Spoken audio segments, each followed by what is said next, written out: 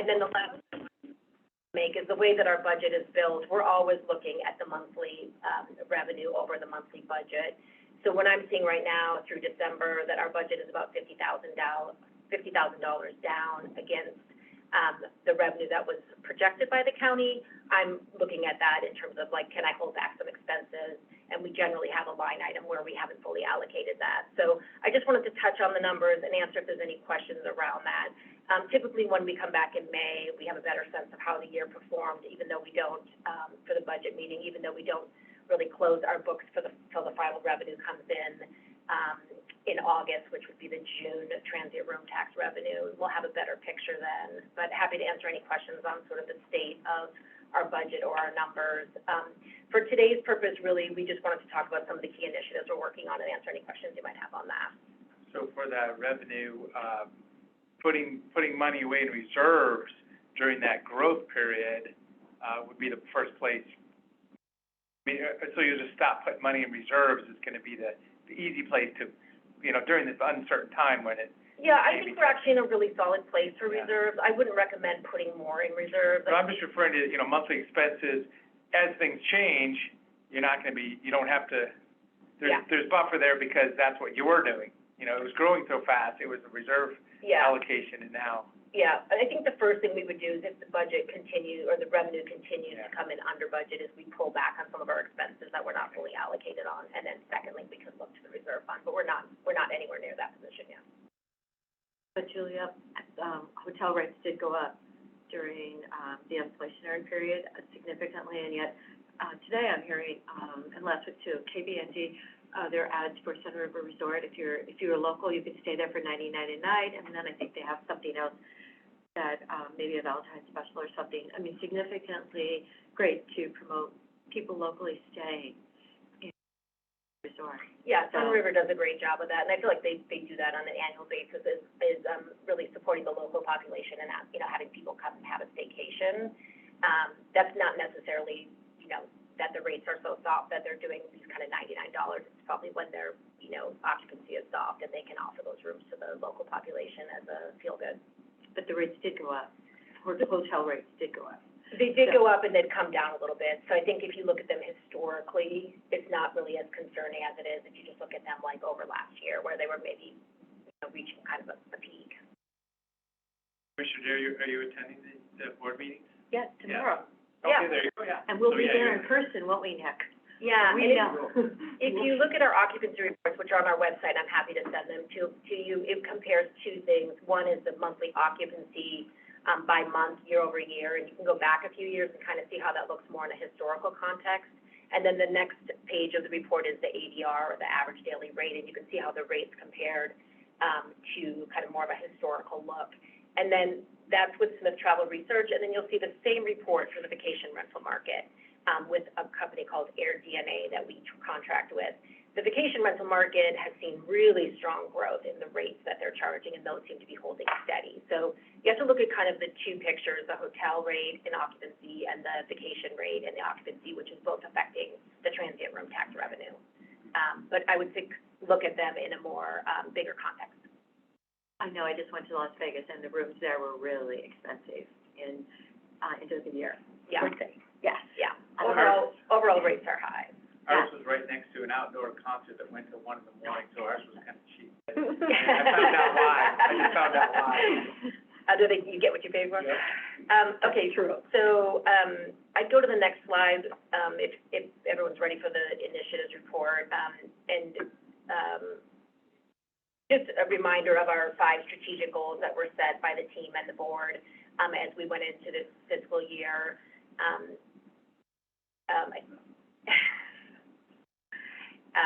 I won't have to read them all to you because they're not in front of me and I don't have them all memorized, but I think you might. Oh, there we go. Okay.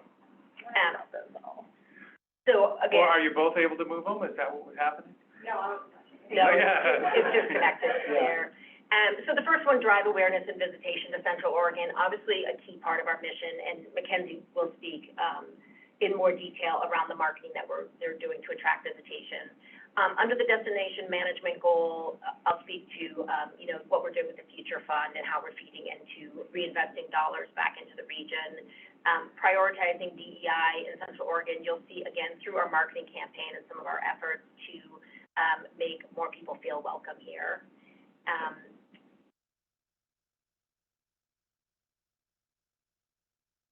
So maybe some comments about the big picture. As I say, for the longest time, you know, kind of, maybe we've gone through these cycles before, but it's always like, well, how can we balance out and welcome more people or advertise so people are always thinking of coming here?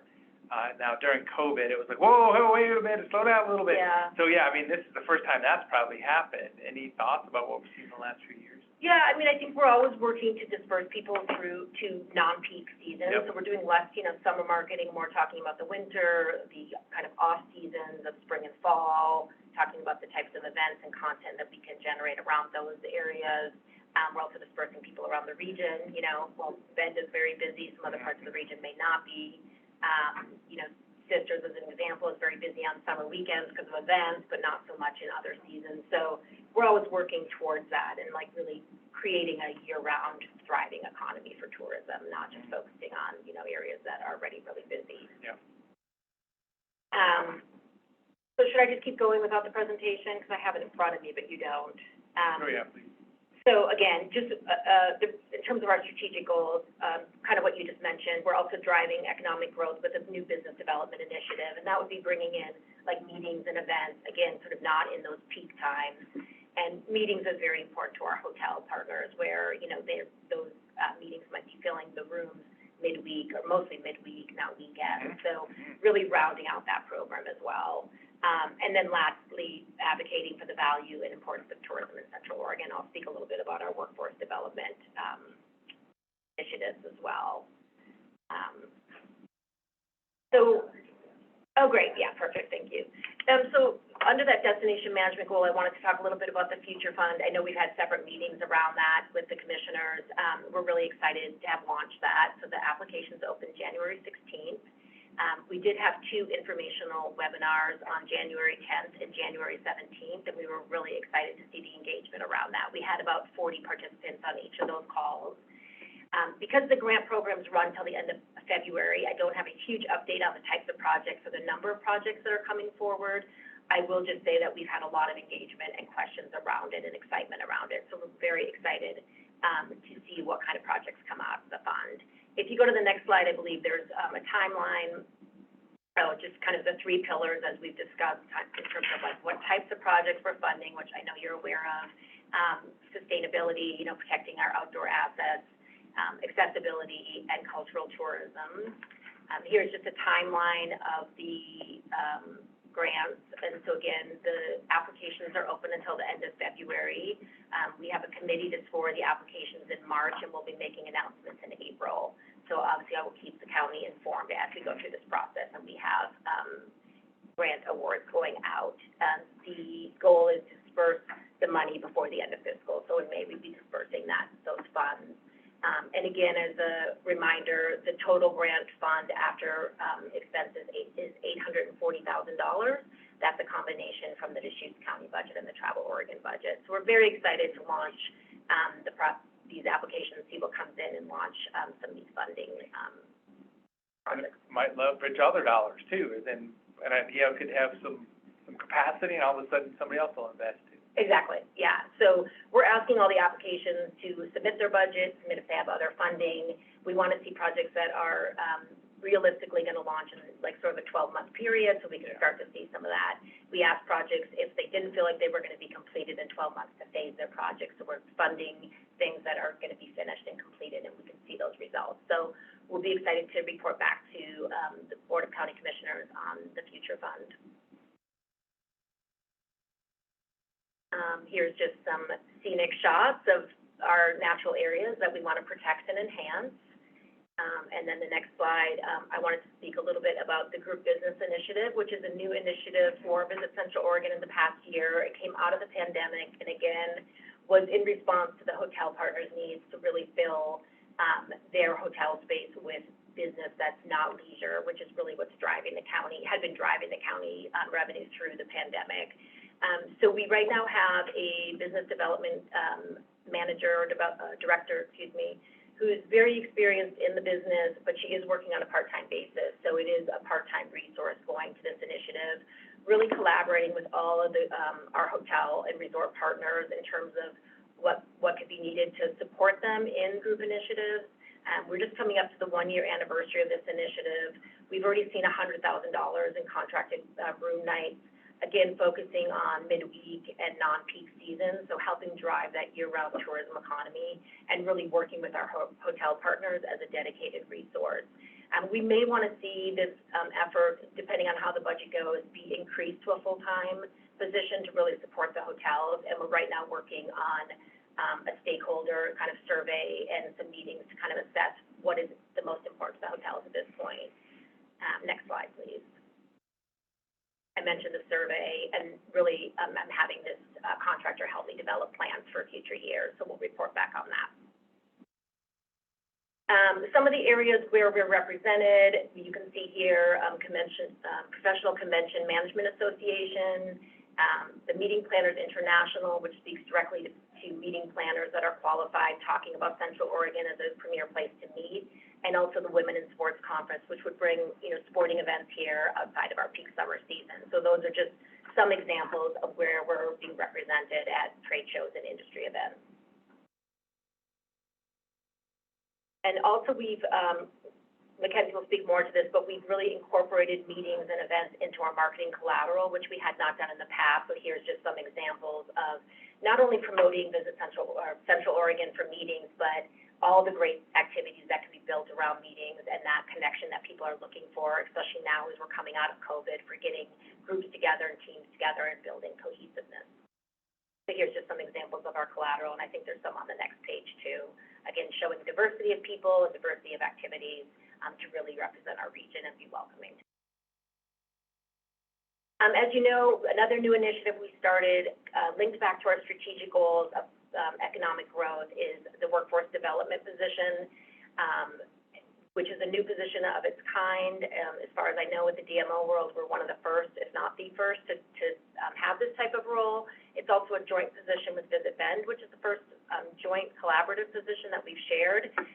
So focusing on Bend, but of course the whole region of Central Oregon under those two organizations. You may have met by now Jamie Eder, who's our director. On the next slide, you will see a lovely photo of her. She's also been really working not only for the two organizations, but out in the community, collaborating with industry partners that haven't really been sort of part of our wheelhouse before. So really kind of a new initiative, and we're excited for her to have a table on two boards, the East Cascade Works, and have tourism represented there, where she can advocate for tourism and tourism jobs. And she's also received a seat at the Oregon Hospitality Foundation that's heavily involved in workforce development. So she's off to a running start in her first 5 months. On the next slide, you'll see some of the key initiatives she's working on. One is Workforce Wednesdays, which will be a training program this summer with the Boys and Girls Club of Bend. She's working on an 8-week summer program with middle school students to really inspire them into possible career paths in tourism and hospitality. And she's working with a host of partners to make it not only educational, but fun and inspiring for middle school students to look at the different types of jobs that might come out of a DMO, a resort, a culinary program, different types of things, the amphitheater. So again, really a collaborative position with a wide range of our industry partners, and we're really excited for the work that's already being done in this space, and what this future position might hold as we kind of build this initiative. She's also working on a needs assessment. She's partnered with OSU and Visit Bend to put out a survey to our stakeholders in February, and the survey will be open for about 3 weeks, and it's really going to assess the key needs that our partners might need in terms of industry training, attracting and retaining staff, and help kind of build the plan going forward for this role, because it is such a new role. To some extent, we are creating it. So getting this assessment from our partners will be a really good kind of important tool in this development of this program. And then the Inspire part is all Mackenzie and the fabulous marketing program that we're doing, and really the core of our mission, which is still to attract visitors to our resort. And Mackenzie's going to take us through, unless there's any questions on the first part of the program, is going to take us through the marketing that we're doing to attract people to Central Oregon. Great, and I do just want to say, we do have a couple of videos. Brenda, if you don't mind, when you hit it, I think you have to hit it twice to play. And wish us all luck. If they don't play, we'll certainly send them to you so you can watch them at home Technology day tonight. today, yeah. So, thank you for your patience. Well, as you know, we strive to inspire. That means having the best photos and video content that we can target our audience with. So we are continuously working to do photo and video shoots around the entire region. And I want to show you just a quick look at how we're using those. We do seasonal brand videos for our Venture Out campaign, and this is just a 1-minute version.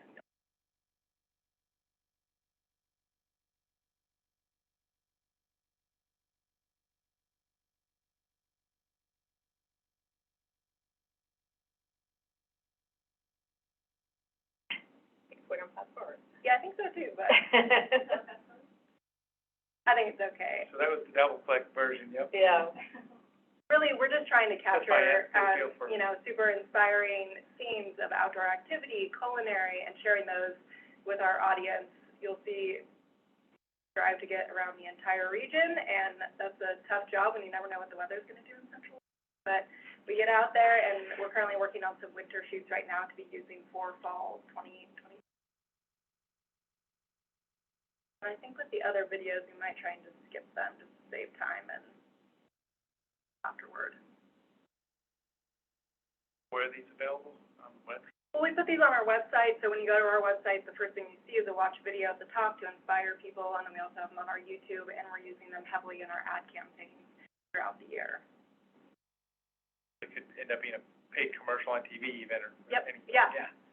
And so, as we go on to the next slide, we've been highly focused, like Julia mentioned, on expanding our library of assets when it comes to diversity, equity, and inclusion. Here's just a few shots on this slide and the next, showing how we're using those throughout all of our messaging, whether it's on our social media, in our e-newsletters, trying to really just show that Central Oregon is a welcoming place for all.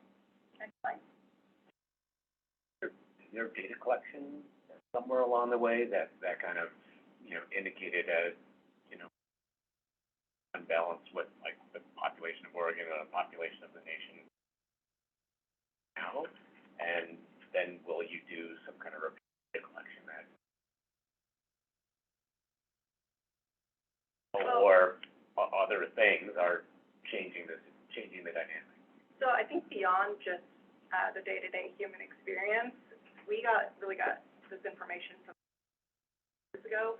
We were showing our ad campaigns, creative print, video in our target markets, like the Bay Area, and people were just flat out saying, I don't see myself in your ads. I don't see my family makeup in your ads. So we knew we had to diversify our talent that we were using and make sure that we were hitting different markets, because that's in fact who we're going after in these target markets. They're bigger cities, they have wider populations, so that's really what we're going for. It was actually data from your target markets that was right, our telling you past that. research with them. And I would say that was probably, it was pre-pandemic, about a year before that we did that research. Back to those markets now. That's something that we certainly could, and that's a smart idea. Moving on to our Venture Out campaign, this is our go-to marketing message. As I said, it highlights our outdoor recreation and our culinary experiences. It's really our seasonal campaign, our bread and butter. So just a few shots from our recent campaign. We just really want to show people in all levels of skill when they're out doing outdoor activities. We don't want to just be that hardcore destination anymore. Next slide. Well, if I was out there on the ski slopes, it'd be me with my yard sale spread out after I fell, right? So. Yeah. You and me both. You're not wearing your skis out there, are you? But yeah, and so we also do this in our print creative as well, showing off our beautiful natural landscape and our culinary experiences. And these are some of our results. So nearly 15 million impressions for our Venture Out campaign from July to December. That's up 20% year over year. 81,000 clicks to our website, and our website sessions are really strong. Next slide. And I just wanted to show you how we combine this messaging with our media partners. So this is with Weekend Sherpa. They are a California-based travel and tourism website, and they just pushed out this Enter to Win a Central Oregon vacation content for us and generated over 430,000 impressions. So on to Pure Beauty, Pure Golf, this is our golf messaging that we do with our spring and summer campaigns, and also fall. We've continued this messaging for the last few years, and it's really worked well for us. We partner with Golf Digest, TNGA, and the Golf Channel. Those are just some of our media partners. Oh, I love it, the Golf Channel, yeah. Yeah. It's always on in my house. It's a very exciting channel. And I think we'll just skip on through twice in the next slide. We'll show you the videos later. And again, in all of our creative shoots, we are looking at what kind of talent we're hiring, not just based on race, but also sexual orientation and their build and what they look like. So we've been working really hard at that. And then results for the golf campaign, 2.4 million impressions, and really strong video views at 156,000 for our fall campaign. There is Magic Here is a very fun campaign that we're doing to promote group business and travel to Central Oregon for weddings. We highlight resort venues, resort venues to just epic outdoor locations. And if you go to the next slide, you can kind of see why we named it There is Magic Here. We really think that's what it speaks to when you show off Central Oregon for weddings. I mean, it's hard to find a more beautiful place to marry than trying to make Central Oregon be a premier wedding destination. This was a photo shoot that we did as well. So you'll see those in our creative across our Facebook campaign, our video campaign. We hired the talent and went out and got the shots ourselves. And these are the results, 394,000 impressions for our There is Magic Here campaign. That just launched in early December because we really ride that engagement season. And then we'll pick it back up again next year as well. On to where we innovate. This is a really fun part of our job. It's how we just try to do things differently and really help our partners. We've been doing these Explore It tours. They are 360 virtual tours of the region. And if you go to the next slide, it's just a snapshot of some of the places that we've shot. So you can go on our website right now and get a virtual tour of Mount Bachelor, get inspired, see the daily weather check up there. And it's just a unique way for visitors to interact with our destination while they're in the planning stages. The Central Oregon Makers campaign is something we've continued with over the last few years. It's a video series, and it really showcases makers in our region and helps them connect with visitors, both their business and just them as a person, because we really think that makers are the people who bring our region to life. Next slide. We've done things like highlighting the jewelry maker. You can see Hunter Nowak on the slide of Lake Billy Chinook. And we also did a video with a company called Local Plastics that actually recycles the 6-top packs on beer, the plastic little containers, into materials that you can use for designers, for tabletops, and all these different cool projects. So really innovative people. We'll skip this video as well. Just go on to the next slide. The Central Oregon Mural Trail promotes the arts and beautifies communities. We're so proud of these. They're large-scale, hand-painted murals. I'm sure you've seen at least the Greetings from Ben mural. It is gigantic, and the Old Mill District, it like dwarfs everyone who stands in front of it. But we've installed these in 7 communities in Central Oregon, and we're going to continue at Pineville as our next mural location. We're really proud they've just created these shareable moments for people. We see families taking photos, and we're positive that if they're taking the photos, they're sending them to someone and inspiring someone to think about Central Oregon as their next vacation.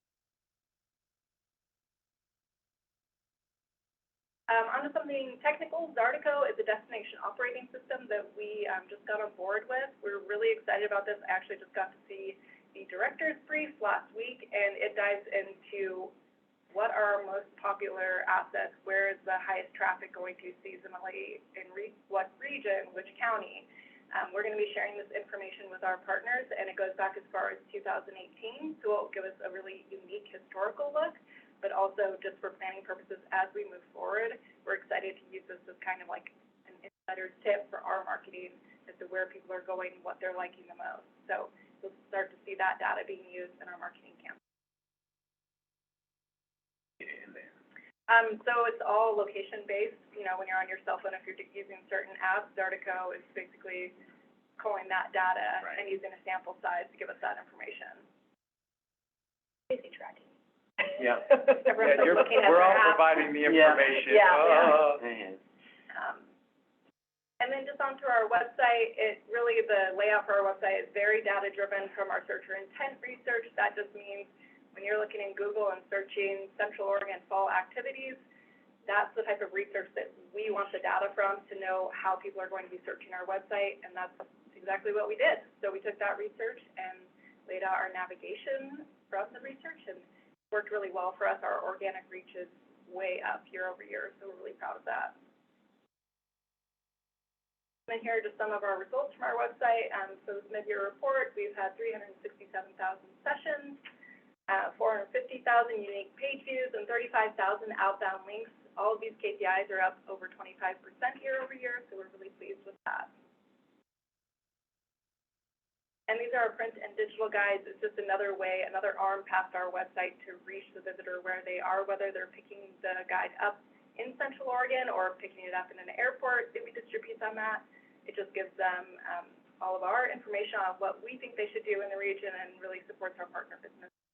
We have our weddings guide, our dining guide. We do both of those in partnership with Ben Magazine, Oregon Media, and then the High Desert Planner guide and our travel guide is also with them in partnership. On to our PR efforts. Next slide, please. So for earned media efforts, we've had 408 media mentions since July. This is a combined reach of 3.57 billion, big number. And the value is just over $1 million for these media efforts, which is up over 76% year over year. There are some of the publications that have talked about Central Oregon from our outreach. And then on the next slide, just showing some of these articles that come from it. I know a lot of the times it is, top 10 towns to visit, but I think there's a lot more depth in the work that we do. You can see on the coastal news there, Oregon's High Desert Museum, talking about the High Desert Food Trail with Travel Oregon. And on the next slide, you'll see the New York Times talked about Campfire Hotel, which is amazing. And then the Central Oregon Golf Trail getting published in. Just a few more things. The standout event for us that we worked on this fall was the Travel Oregon Media Marketplace. Finally getting back in person in front of press. It's really exciting. This was a one-to-one setting. And it lets us really bend their ear and tell them about the new things in Central Oregon, right, like the Dark Sky Initiative. And because of these, we have media visits scheduled for the spring that you'll see on this last slide I have. Speaking of dark skies, that's one of our topics. We all agree, let's promote, let's educate, let's figure out what we're going to do, because the next step for us is to change our county code and say, that light's too bright. So, that's going to be an enforcement scenario someday. But my thought is let's maybe start this summer with a kind of a education outreach campaign. So just to keep that in mind. I don't know if is there any efforts going on internally for that specifically? We pointed them back to you for the future fund. Yeah, For an I think, education there I think was an inquiry on the future fund around dark skies. It's also more of a regional focus for us. So there's some upcoming, there is Dark Sky Week. I don't know if you're aware, in April. There's some events going on in Prineville, which I know is another county, but as part of our regional efforts, we're supporting some events there, which is going to culminate with the concert within a landscape with Hunter Nowak and doing some stargazing, and they're kind of working on some events leading up to that with Wanderlust Tours. And we're talking to different parts of the region about being part of sort of Earth Day and, Dark Sky Week. And I think that'll be something that we're kind of continuing going forward and working on dark sky awareness. And I would love to see a project come to us through the future fund as well. Well, even just a simple link to, best practices, just that front porch light, instead of just a bright incandescent bulb, have some kind of down-facing shade we'd love or to whatever. partner on anything with Just the the county on basics, that, too. because the moment somebody's following something, they're like, oh, a reminder, not to have these big bright lights out there. Yeah, I would love a little thing, and I'd give it to my neighbor as well. See? And that happens to me. I drive at night towards my house, and I'm like, oh, that one's probably too bright, that one's too bright. Yeah, you can see them now, But it helps. Yeah, so we'd love to partner on anything, any county initiatives or dark sky initiatives. That's definitely a focus for us under the kind of more regional initiatives going forward. But for example, your website is directed at people who live outside of the region. So, we're looking for places where to piggyback this education campaign. Well, There's probably not your website, but there's other places. Yeah, we have like an industry newsletter that goes out to all of our partners that, like in the region, so the, restaurants, hoteliers, resorts, so we can put something in there. So we definitely have local outreach as well, like industry, regional outreach. Well, even like the, you know, the maker's effort, you know, make your homemade lampshade something, or whatever. I mean, just capturing that Yeah. light that it's going out and up. Yeah, for So there could be some fun projects there too. Yeah. Yeah, it's an exciting opportunity. We have a blog coming out in April about dark sky tourism, and then, you know, we're gonna do a dark sky photo shoot. That's in the plans, just to be able to share those creative assets, because I think it's really easy to talk about, but then if you don't have something to really show people and wow them, that's what China is getting those photos and videos, and we'll be working on that. Well, so yeah, a satellite photo of the area, maybe you can, you know, schedule that up and pay for it or something. But, yeah. Turn their lights off? Yeah. Yeah. Okay. Everybody turn your lights down. Yeah, and just finally, these are the types of familiarization tours we're talking about when we have writers and influencers coming into the region, and they will go back and hopefully share the region in a positive light, and we're super excited to have people back in Central Oregon. And that's, So are we actually seeing business booking again, convention type booking? Because I know that was really impacted. Yeah, I do believe it is coming back. I don't have any specific stats on that, but I think the hotels could provide, you know, sort of where they're at with recovery, and I think it's definitely bouncing back, but, certainly was behind leisure travel. Right. Yeah. our presentation, and that's So it's exciting. Yeah, thank you for your time, and, we look forward to reporting back on the future fund and certainly budgeting and see where we're at. Tomorrow? And, We will. yes, of course, the We board will meeting, see I knew that. Thank Somewhere you. new. Switching gears there. Like, No, I can, what am I doing?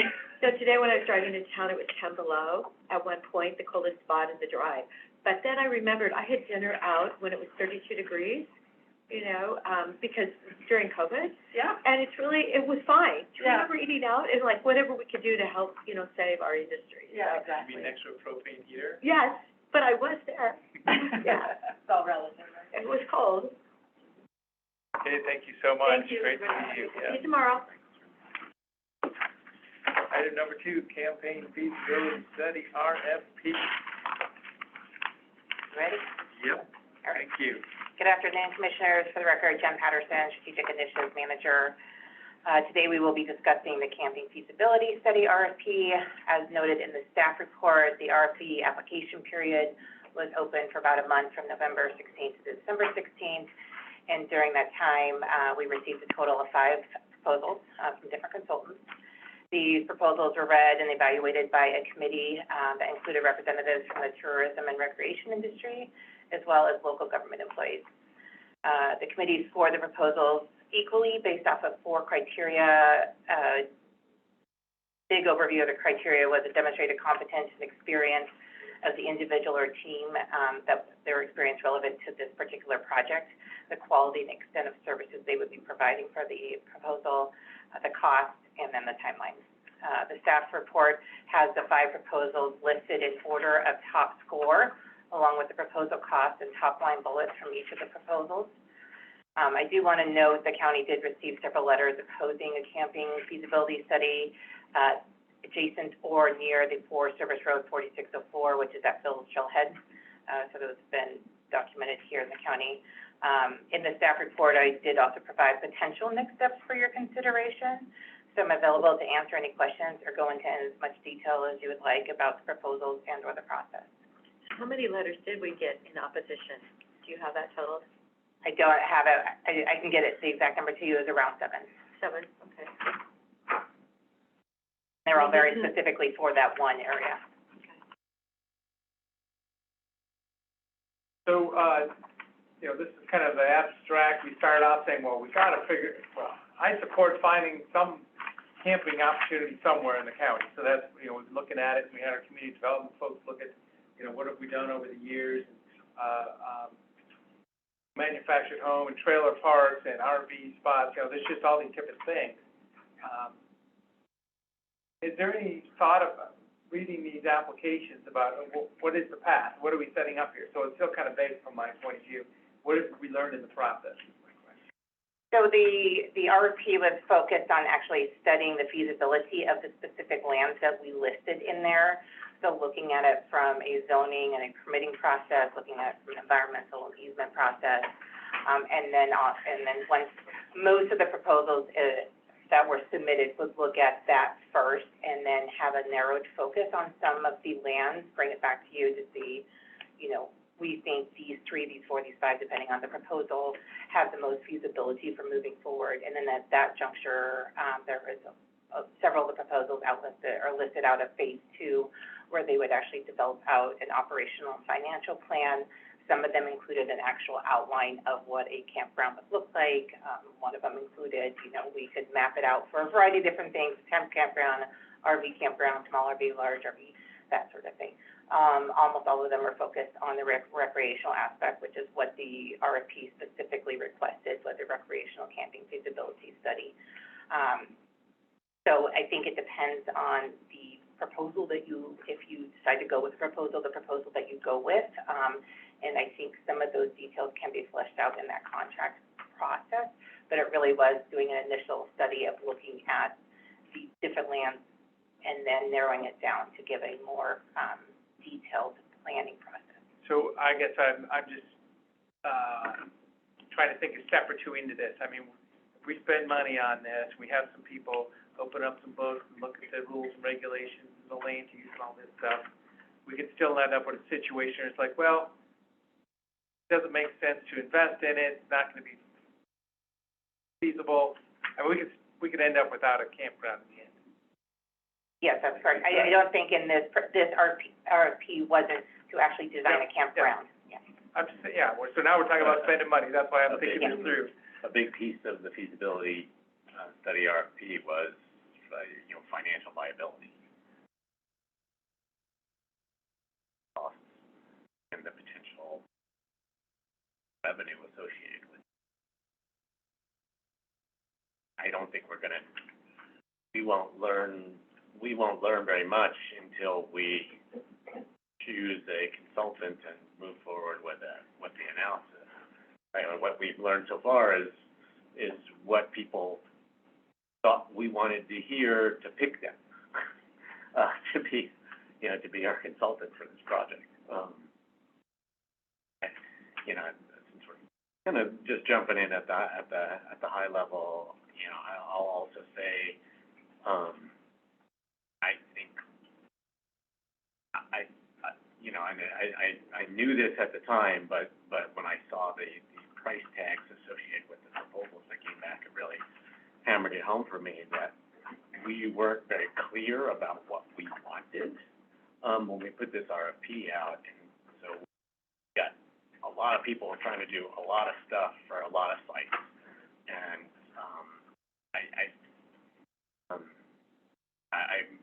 I think that if we were a little bit more focused, we would probably get some proposals that cost less to help us with the questions that we have. Specifically, I'm concerned that there's we were trying to kind of address both desire or the demand for recreational campsites, and in various ways trying to address temporary housing for people, or the needs that arise from unauthorized camping that's happening in our community. And the more I look at this, and like seeing the way that the RFP out, the more I think we can't do that with the same RFP unless we really create different tracks or something.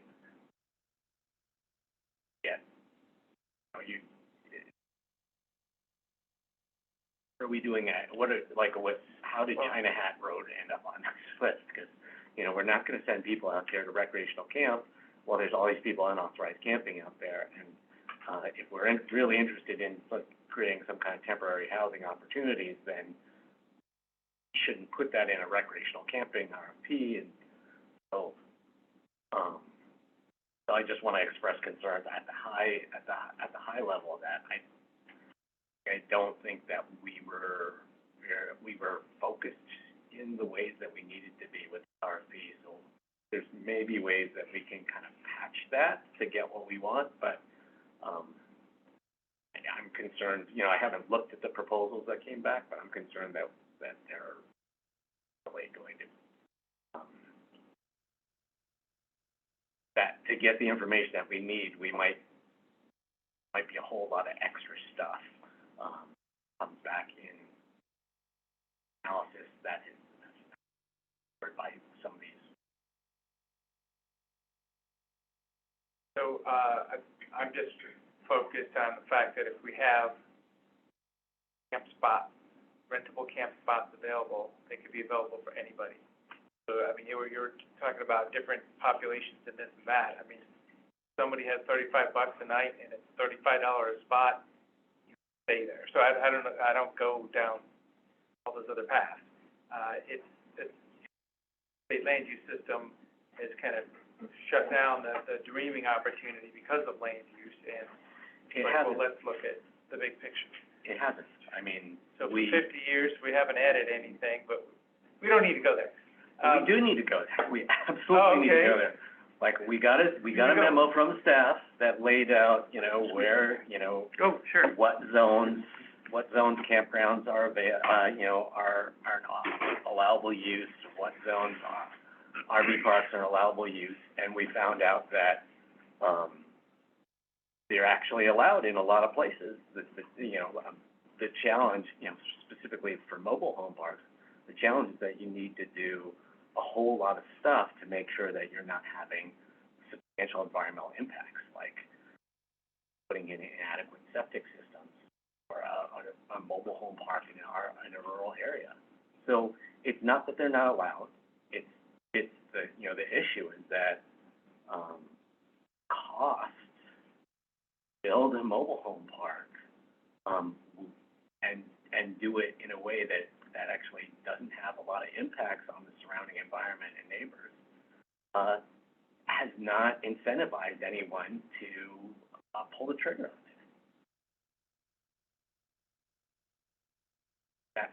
That's what it is. It's not about the state land use system doesn't allow us to do stuff. It's about you can't do it at a cost that is attractive to someone who's thinking about developing it. Well, I do have a bill, Senate Bill 673, which is actually right next to the Fort Thompson property, and we do have a letter from John Halen about that, and saying that he thought that the sheer size was outstanding. It's 540 acres, and the property that private parties in Deschutes County wanted to do, the single-wide manufactured home park, are on 57 acres, but they are right by each other. So, interesting that he thought that was the best spot. And the one team that did come through at number one scoring, and I was wondering who the scoring people were, but their mark, they were 476 over 500, significantly the top, but they said they'd need a year to complete the study. Does that, when you look at other answers in here, that seemed to be a little bit longer. A couple of people didn't understand that they had to say a timeline, but some people said they could do it in 6 to 8 weeks. So I feel like we've got a year, 6 to 8 weeks, Jen, any feedback on those kind of answers? Yeah, on the timeline in particular, there were two firms that really lost a lot of scoring from the timeline aspect of it. Right.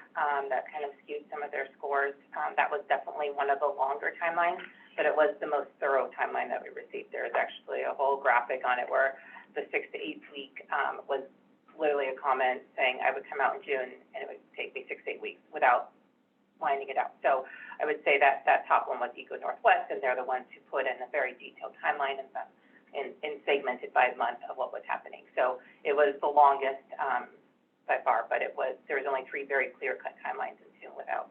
As far as who was on, the board, we had a representative from, Travel Central Oregon, Visit Central Oregon, sorry, I'm saying that. They're gone. Travel Oregon, a member from the La Pine City Government, a member from Redmond, and then myself. Okay. We didn't have anyone who thinks about housing on recreational camping. It specifically asked in the scope of work for a recreational camping feasibility study. In the county description, it did indicate the housing crisis in Deschutes County, but specifically scope of work was for a recreational camping feasibility study. So then, yeah, I don't wanna be coming back a year from now and say, well, we spent $100,000, we studied it, and thinking of, can we put some camp spots on the ground, which is, you know, a big pie-in-the-sky statement. When it comes to China Hat Road, I mean, my vision would be to put a Forest Service contract, you know, campground out there. You know, a nice, hip, high wood fence around an area where maybe it's dry camping, and with some services, trash services or whatever. And then the community expectation is you wouldn't be able to disperse camp between China Hat, between Knott Road or whatever, and that first campground. Just, you know, it would What be about a right cultural beyond it? expectation. What about right beyond it? Yeah, you could, yeah, camp right beyond it. And, you know, there's hundreds of people still around there. Do you think anyone is going to go and camp there? From Portland or?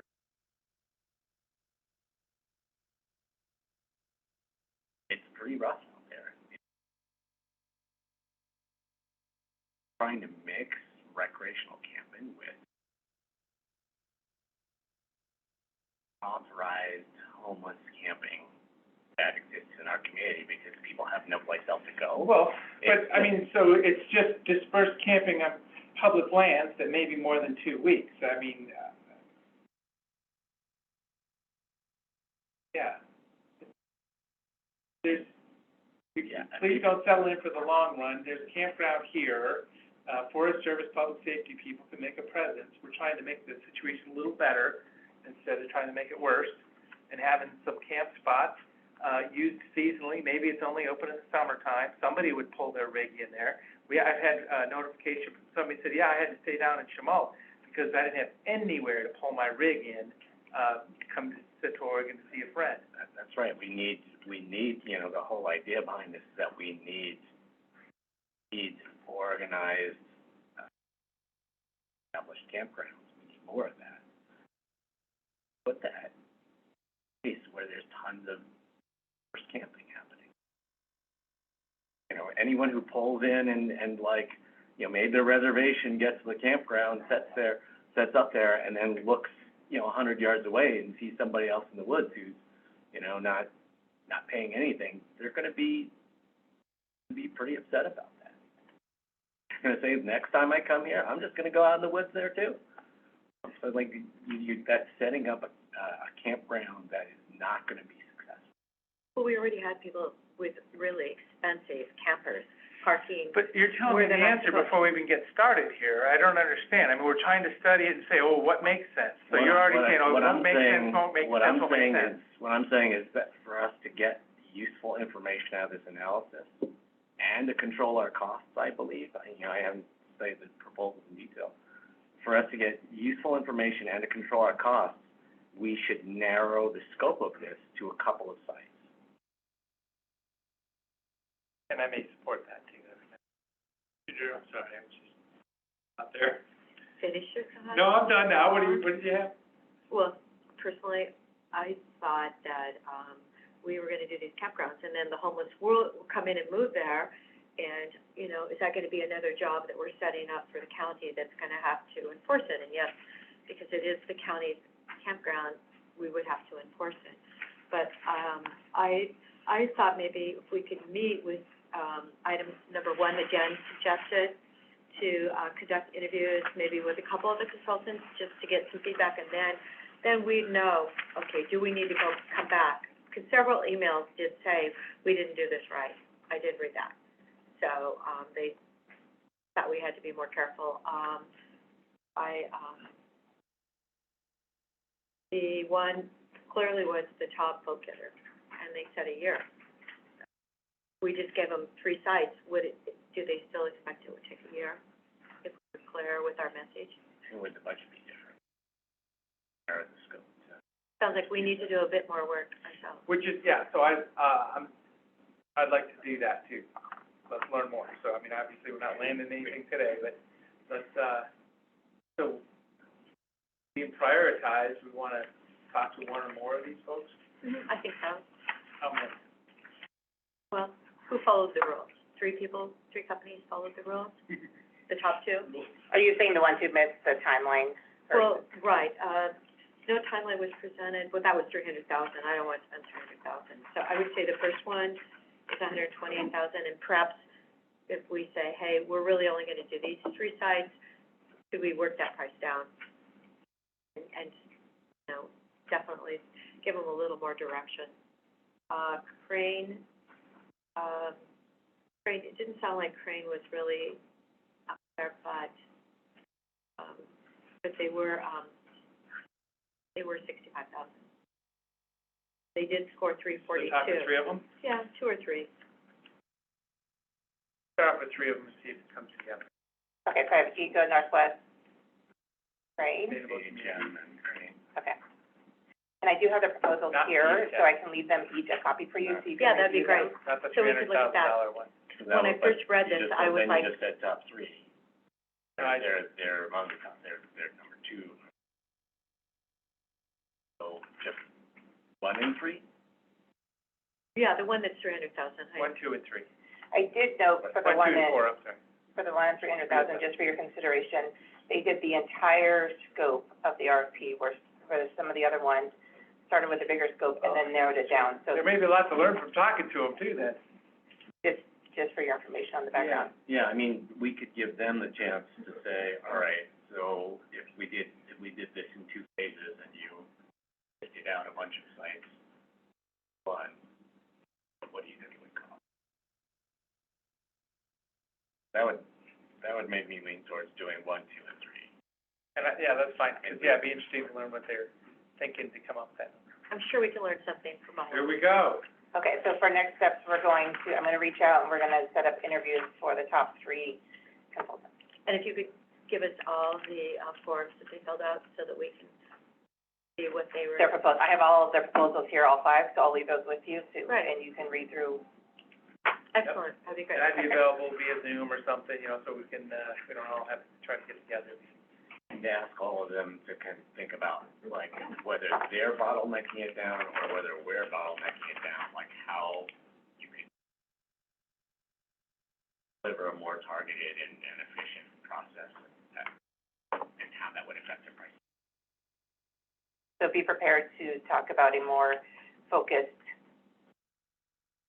Like approach. either they say, you guys just pick 3 now, 3 sites now, and then we'll, you know, we can tailor that down, or we have a system for you to kind of to go from 6 to.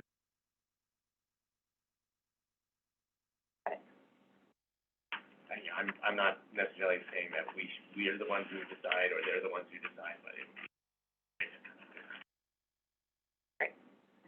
and check in to make sure I don't have to do anything else procedurally. No, I don't think so. I think probably the date we would be thinking about would be February 15th or so, just because, next Wednesday, Commissioner Chang will be traveling, and so it might be the good day, and the 22nd, we may only have 2 commissioners as well. So to move forward as quickly as possible, that would probably be the best, day. Great. Thank you. Thanks, Jen. And I'll just leave it. Great, yeah. If you want electronic, don't leave it. It's better for my vision. Thank you. Paper. Yeah. Okay, item number 3, work session to prepare for the board's review of a modification request to Thornburg Destination Resort. All right, good afternoon, Commissioners. For the record, my name is Caroline House, and I'm a senior planner with the Planning Division. So I thought I'd start today with just kind of providing an overview of how we got to where we are today. So initially, this application was referred to a hearings officer for a decision. As you probably know now, the hearings officer has denied the applicant's request. And 2 appeals were filed by one by the applicant and one by Ms. Gould. And so we have a hearing scheduled for Wednesday, and I'm just here to answer questions about the hearings officer's decision, appeals, or anything, to help you prepare for the upcoming hearing. So I'm just going to pause there. I can provide more background, or if you have questions prepared, I'm happy to jump into any of that. So, this is an update to the Fish and Wildlife Management Plan. And, I mean, now that they started this process, there's no way to go backwards. Maybe this is a high-level question, if you can help me. I mean, so it's a destination resort, conceptual master plan, final master plan,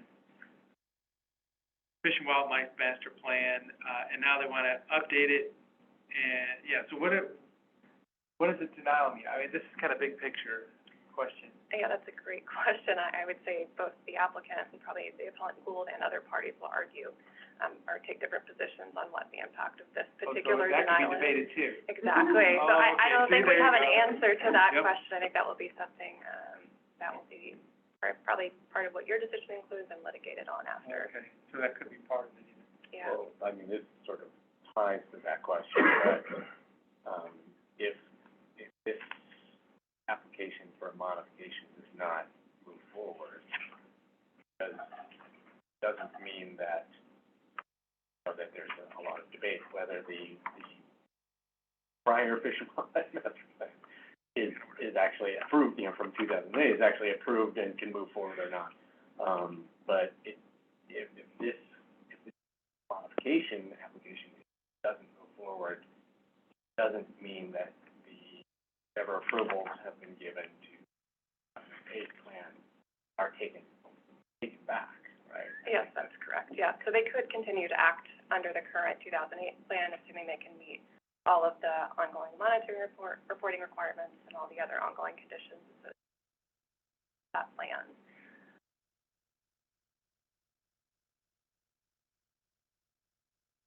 Yeah, the hearings officer is, definitely detailed, got, items highlighted, and, I think I'm in that same spot where, I didn't come in here with Post-it notes saying, I need this explained to me now, but, in preparation for this, it is, detailed, items. And there's a lot of stuff that doesn't have to be acknowledged already too, stuff that was, in here that is not appealed, because there's a whole spiderweb of stuff, but it is just down to a few items here. So as I say, I'm not bringing any Post-it notes or questions. I have a specific question. On page 7, I'm not sure what page, or page 16 of our packet, I'm not sure where you go. But it said, okay, the site plan, phase A, 70 overnight lodging units, file number. It was filed for the site plan in December of 21, and this application is pending review. So that's still pending?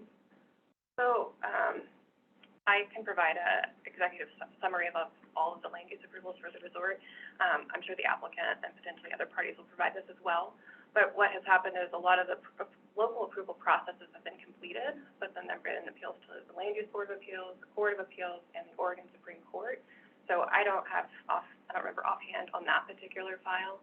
But when my staff report was published, that would have been back in October of 2022. So if that is copied, if that's the hearings officer decision that you're citing, that is likely out of date now. There's probably been at least one decision from the Court of Appeals, and potentially a decision could have come out from or a denial of review from the Supreme Court. A couple of those have come out recently for matters. So that may be I've been reading it with the highlighters, so, Yeah, me too. but I was like going, okay, so that was, over a year ago, and it's still pending review. I was just like, is it pending review with the county? I mean, Peter, do you know, is it still pending review with the county, the overnight 70 units?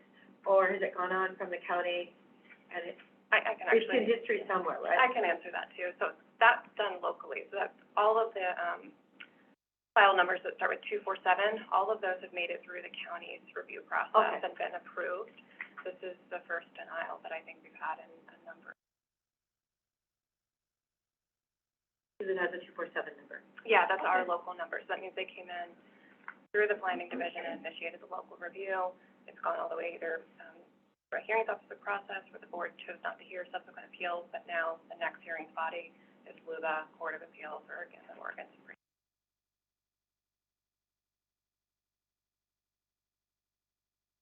I definitely have some questions. So I looked at the 2008 Fish and Wildlife Management Plan, and I looked at this proposed 2022 plan, and, I have some sense of,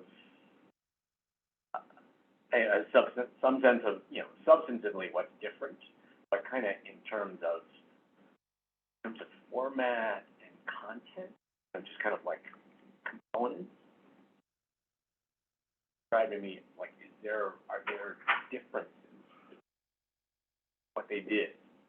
You know, and I know, like, the water, this water is different, that water is different, but, like, are there things that they did for the 2008 plan that they didn't do in two?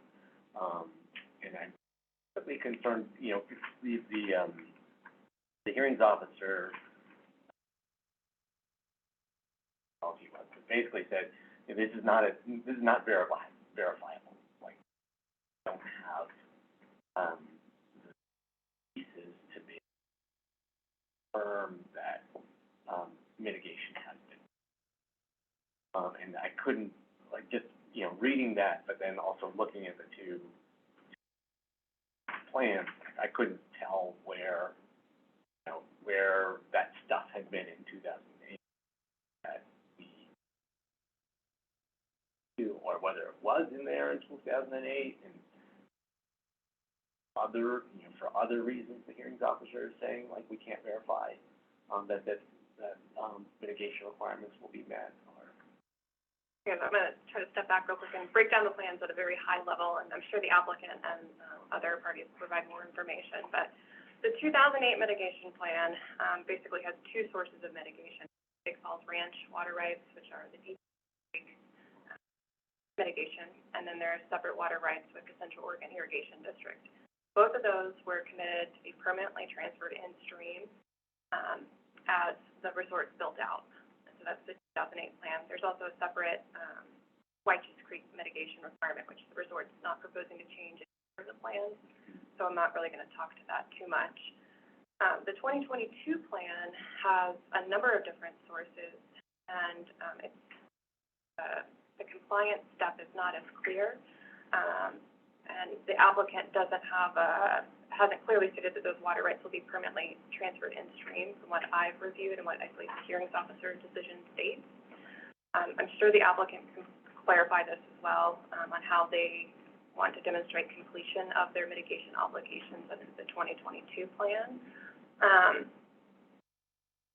The 2008 plan has an annual reporting requirement as well.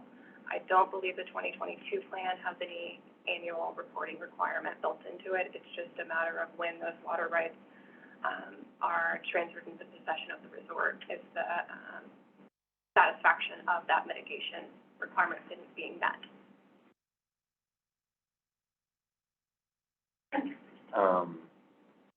So those might be the things you just mentioned. The question mark about the annual reporting plan requirement, the question mark about demonstrating legal transfer in stream. Those might be the hearings officer saying something. We verify that mitigation will be met. Those might be some of the reasons.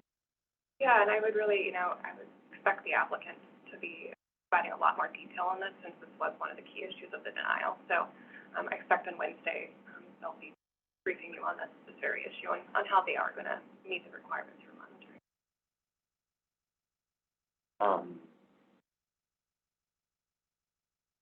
So one of my other questions is about this no net loss.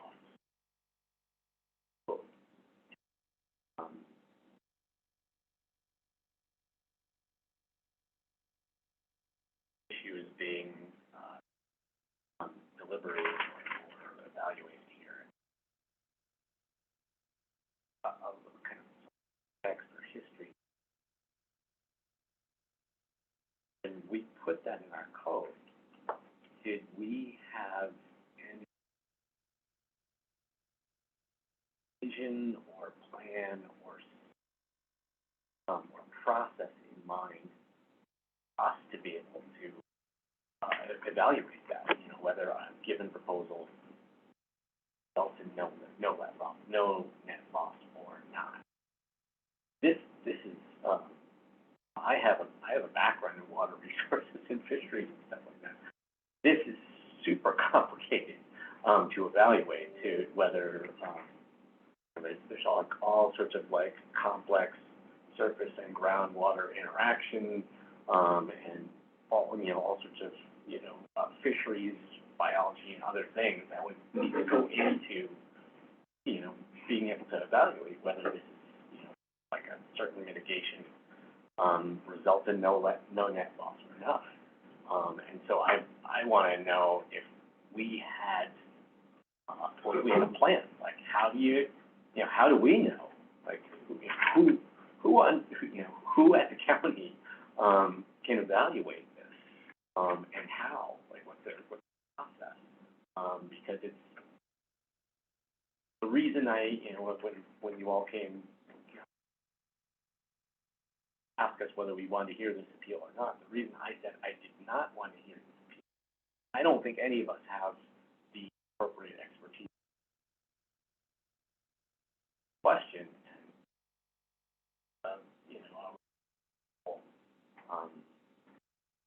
police or judgment on that, rather than sending to them. But PDD or legal, do we, any comments on, what we were envisioning when we created that, that? Stephanie Marshall, Assistant Legal Counsel. Obviously, I can't speak to what the legislative intent was, as part of the code, but I will note that the hearings officer delved into, looking at the 2008 FWMP and how the hearings officer in that, way back when, and Cochran Briggs, relied heavily on ODF and W. That's not required in the code. Like, we don't have to have that stamp of approval.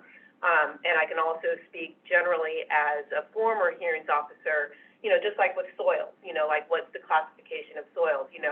We're not soil scientists. You guys aren't soil scientists. It's really looking at the evidence that's in the record, and the hearings officer did that in this case, and made some comments. Oh gosh, I'm getting so blind too. At one point it seemed like the hearings officer said, everybody presented a lot of evidence. Yeah. And, these are fairly credible people. Right. But ultimately it comes down to credibility and weight, that's accorded to the evidence that's in the record. And, and so I'm looking at page 46 in your packet, the first full paragraph, is kind of like the last sentence. The hearings officer finds opponent's expert evidence is less focused on the specific water sources proposed by applicant and their impacts on fish habitat. The hearings officer finds opponent's technical evidence is less credible and persuasive than the technical evidence provided by the applicant. Anybody that's accorded that ability to weigh competing evidence gets to make that determination. That's your job as the board in these appeals, is to weigh the competing evidence. Will you have that absolute certainty? You can say, well, so in some cases, and I'm stepping back from Thornburg now, in some cases you only have expert evidence presented by the applicant. And people might be challenging that, but if they're not bringing in their own expert evidence, then as a hearings officer or as the board, you're saying, okay, well, I have this evidence here, and this is, prepared by this person that's a PE, and, all the acronyms after their name, and the applicant or the opponents are challenging that, but they haven't come in with their own competing evidence. So, does that mean that the applicant gets the free pass? Not necessarily, if there are holes that are poked in that, but, that really does come down to it's a matter of weighing competing evidence. And when the board renders its decision on these appeals, they'll have to say, okay, well, this is the evidence that we have on this side and on this side, and on this other interested party. And then you get to weigh that. Does that mean that you are a hydrologist? No. Or a soil scientist? No. Or any of these other things. it's just part of, it's just part of the job. I mean, I kinda hate to say it that way, but, you know, it really, you know, it's going through, and as Caroline has said, you know, you're gonna hear the presentations from the applicant and from Ms. Gould and from other interested parties. And, you'll be able to ask your questions and really pinpoint, like, I really didn't find that part persuasive here, you know, and drill down on individual water sources or what have you. But, you know, ultimately, you know, there is some sort of level of, you know, assessing the evidence that's before you. I mean, that's what you're asked to do. Mr. Chairman, I just got a message that not everybody's able to hear Commissioner Chang, so we might need to move his mic in the. Between two of them, yeah. We might need to move it back and forth. We're closer to that. Hybrid, board meeting is moved, so I assume this thing is for. I don't know why.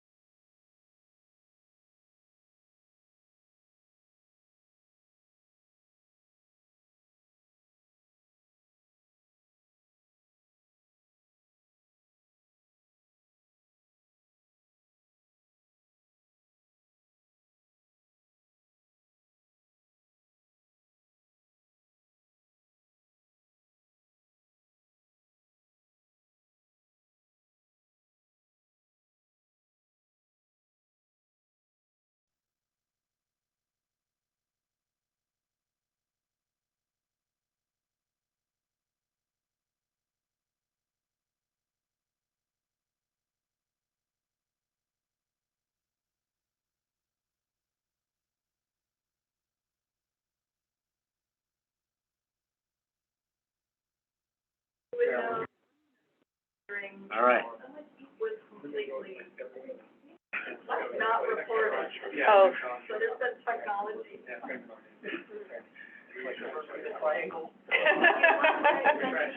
The black hole. Yeah, my Wi-Fi never works in here either.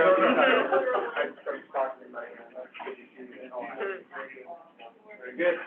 Okay. Oh, we're back? Yeah. Okay. So that was, technical difficulties, some been referred to as a vortex technology.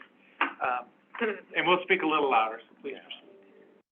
So I want to ask more about the no net loss, criteria. I am curious whether, that criteria has been applied to other destination resorts.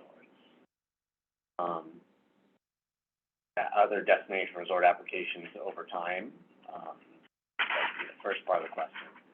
And then the second part of the question, kind of getting to, so the hearings officer did make this distinction between, you know, in 2008, you had ODF&W support, the no net loss finding, and in this case, ODF&W is questioning it, for 2022, this 2022 proposal. and so it would be great, for reference, to know if there have been a number of other, destination resort applications approved, and whether ODF and W, played a role in the no net loss determination, or those, or, what they, if all of those, if there was 5 other destination resort applications approved, and in all those cases, ODF and W, said, supported the no net loss finding, then, it would give me more concern that in this case, ODF and W was not, for, 2022. Was another thing I wanted to ask about.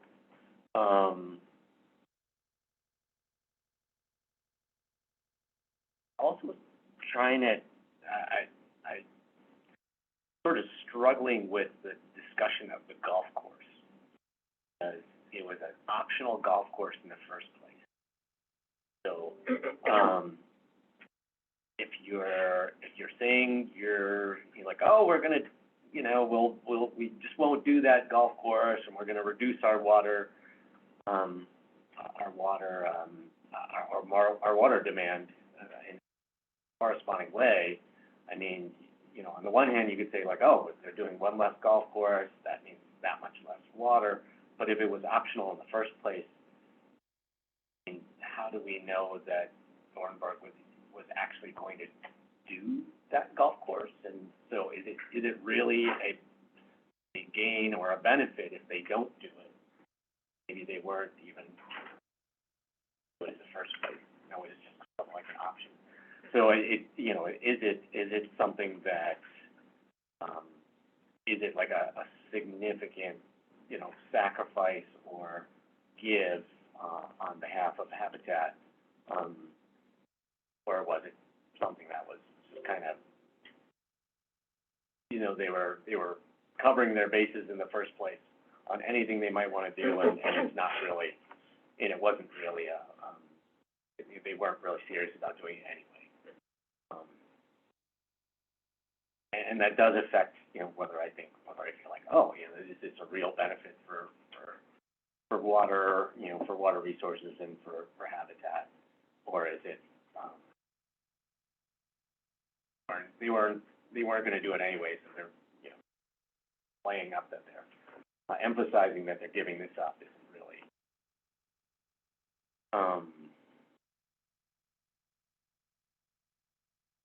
first order question. I mean, do we know anything about the number of destination resort applications that have gone through since the no net loss requirement was put in place? Yeah, so, ODF and W definitely participated in the review of Sierra, Eagle Crest, Row, and Pronghorn. So, I don't know what level of review they've had, but they definitely were a participant in review of the no net loss standards for those destinations. But we don't know what their, did you know net loss finding or not?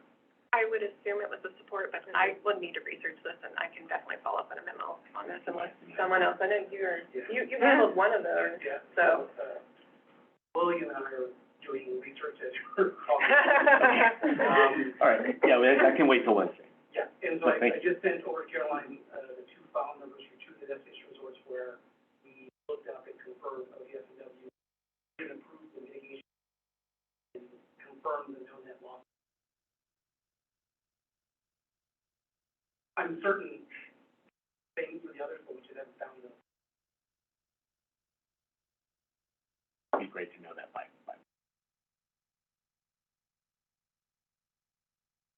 Anything else, Commissioner? No, but on page 31 of our packet, it does say not only not filling the one golf course, the optional one, and they also, put plans in to reduce the amount of water used by the resort lights and various irrigation systems. That's what we've been given in here. So it wasn't just the golf course that went away, it was other designing their systems. Correct, yeah, they have other, water efficiency improvements, I think, for, landscaping, that kind of stuff would be integrated as well. so they're using a third last time limit.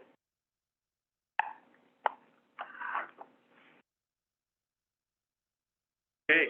I actually Oh, yeah, have more please, things, yeah, so please. as long as you guys are done with your questions. Go with So, it. just today, just before the meeting started, I got an email from the Confederate Tribes of Warm Springs stating that they're gonna be attending the hearing and providing testimony on Wednesday. Given that they're a government entity, I just wanna confirm that we can group them with our agencies are, also gonna be presenting testimony and have them testify at that point in the hearing. Yeah, well, so let's get real clear here. So there's a applicant who's an appellant and an appellant, and then agencies, and I Support Warm Springs is referred to as an agency. So that's kind of the flow of the order, is what I'm seeing. Applicant, appellant, agency. Yep. Okay. And then, I don't have a feel for how much time, as I say, we've kind of got to a 30-minute standard for, the applicant testimony. Bigger than that, any thought, or? My thought Or would less. be, there's been several comments about how the hearing before the hearings officer is 4 hours, and you all did say that this is de novo, so, it seems like I'm venturing into the idea, the realm of legal counsel's opinion, but my opinion is that it's gonna take some time. And I'll go Well, note. and I'm just envisioning we'll have a little countdown timer on the video. Yeah, We have the sure. technology, but there's a culture and a flow to these things. We're Yeah. not gonna cut somebody off hard that's in the middle of some good content.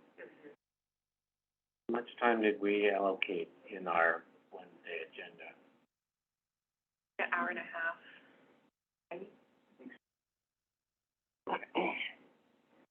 And so I was gonna mention too, in the notice, we did identify the time limit, so anyone that's Right. seen the notice or received the notice, because prior hearing, they're gonna be aware of those time limitations. Yeah, I Support Warm Springs. Do you need any other decisions then? That was the only thing I had on my list, unless Okay. you have any other questions. Find out if we go slip past 90 minutes into 4 hours. It's happened before, it has happened. I have one other kind of big picture question. Sometimes in discussions of water resources, we talk about paper water versus wet water. And paper water being, something that's on the book, the Central Oregon Irrigation District has rights to divert this much from the river, but on any given year, they only really actually, not dry years where they get their full allocation, they're only taking this. I would also like to be clear on whether any of the mitigation water being offered is that nobody is actually taking out of the river or taking out of the ground or planning to take out of the ground.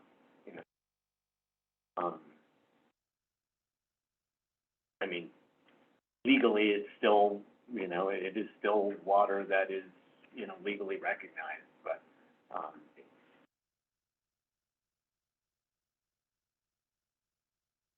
if our standard is no habitat, you can talk about, you can offer paper water for something, but then if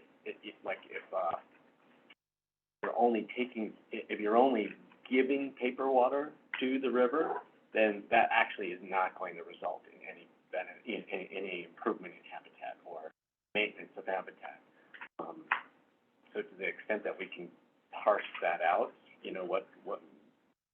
what is real wet water that we're talking about, I'd like to, maybe ask the applicant and to unpack.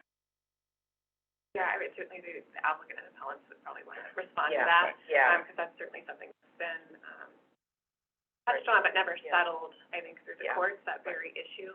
So I think that that's going to be quite a focus for both parties. If the requirement was, okay, you need to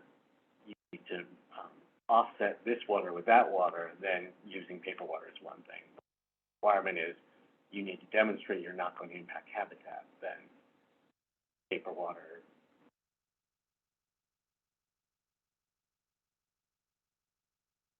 Is ODF and W, known to be participating? Are they, or is that up in the air? I don't know.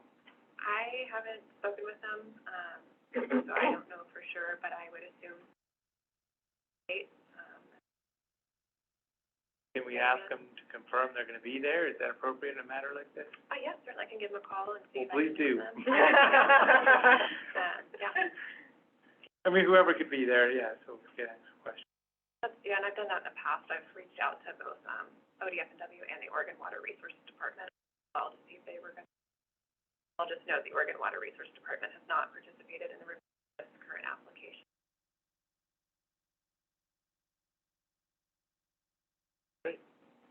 Okay, on to Wednesday. Yeah, thank you.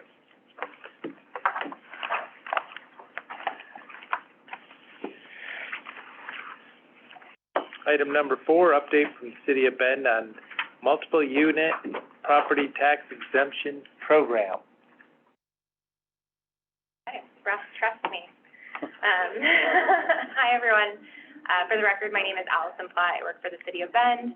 I'm our core area project manager, and I oversee the implementation of our newly adopted core area tax increment finance plan, along with a couple of other things that are kind of in my wheelhouse. So I'm giving an update on a recently adopted program called the Multiple Unit Property Tax Exemption Program. We did speak to you all about this program before it was actually adopted by City Council. We have now adopted this program into our Bend code, and it's sort of a live operating program now. We recently launched the application process and have been engaging with the taxing districts now that we're anticipating some applications to come in on sort of the preferred process for reviews of these applications. This program does require that each individual application receive approval by up to 51% of the combined levy of the taxing districts in order for the full tax dollar amount to be exempted for each individual project. So we have coordinated a lot with the school districts since they comprise the largest percentage of the tax dollar, and they really wanted us to take the lead in reaching out to each individual district. And so I've been working with Nick a lot, and he wanted to kind of bring this to you all to get your input and how you'd like to handle future reviews moving forward of this program. So I'll give an overview of the program itself now that it's been adopted, just so you kind of understand what the program entails and the requirements of applicants, and then kind of give an overview of some options for that review process, kind of my preferred recommendation for you all to consider, and then obviously different options for you all to kind of weigh in as well. So the multiple unit property tax exemption program, what this does is it offers a tax exemption on improvements for a project. So the land still remains taxed in every scenario for this, but oftentimes just the residential improvements of a project are going to be exempt. So for a mixed-use project, for example, if we don't require that in our development code that project has to have a commercial component, which we don't in most areas of our city, except for in our central business district, which is our downtown zone, only the residential portion of that project is going to be exempt from taxes. The commercial component would still be taxed. The program itself is already adopted in the City of Bend code by ordinance. So you can go back, Brenda. And then the exemptions apply to both the residential improvements and parking as part of the project. And then if there's a commercial component that's required per our development code, that would also be exempt. That's only required in our central business district, like I mentioned, or in our mixed employment zone.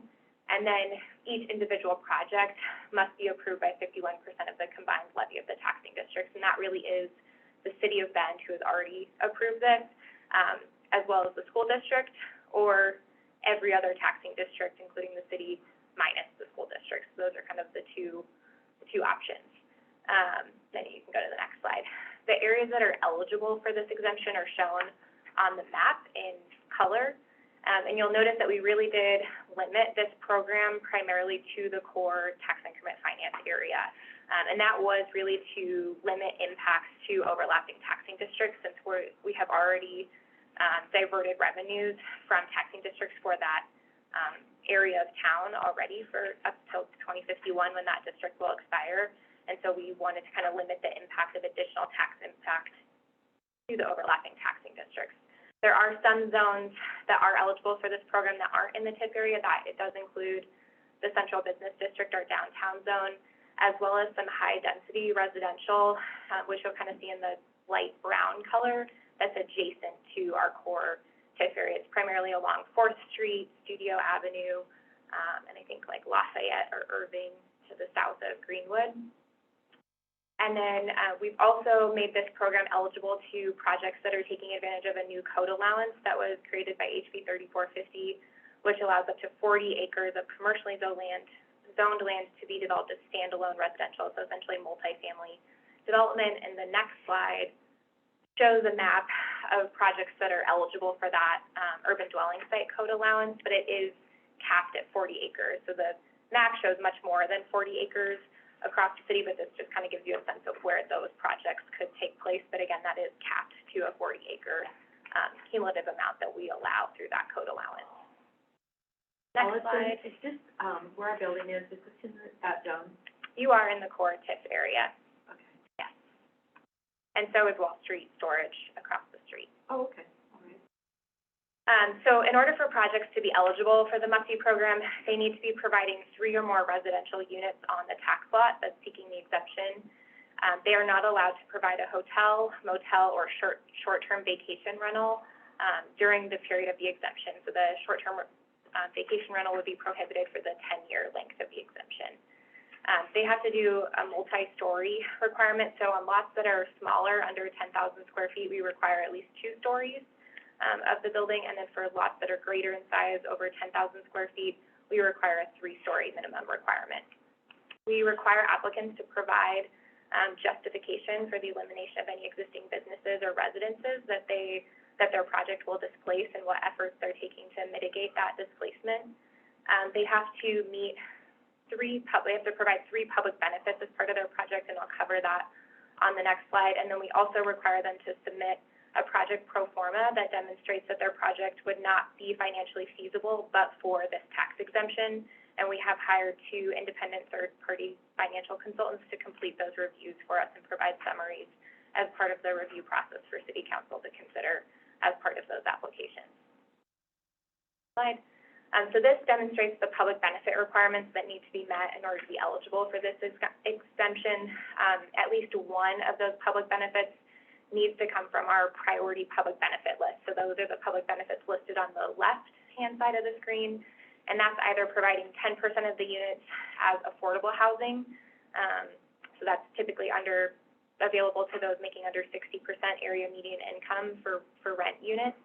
And those would be deed restricted for the length of the exemption, so a 10-year deed restriction on those units. They can also qualify for this by providing 30% of the units as middle income, so up to 120% area median income. If they offer child care facilities as part of the development for the length of the exemption. If they provide more than 10% of the site as a dedicated area for open space or publicly accessible park plaza space with usable amenities, and they do have to coordinate with Bend Park and Recreation District and submit a letter from the district for that public benefit requirement. Or they provide a very high level of energy efficiency to their building. So they're either doing the Path to Net Zero program through Energy Trust or LEED or Earth Advantage Platinum or higher. So a pretty high standard for that energy efficiency requirement. They are then also required to meet 2 additional public benefits, and you can kind of see there's a broader list to the right.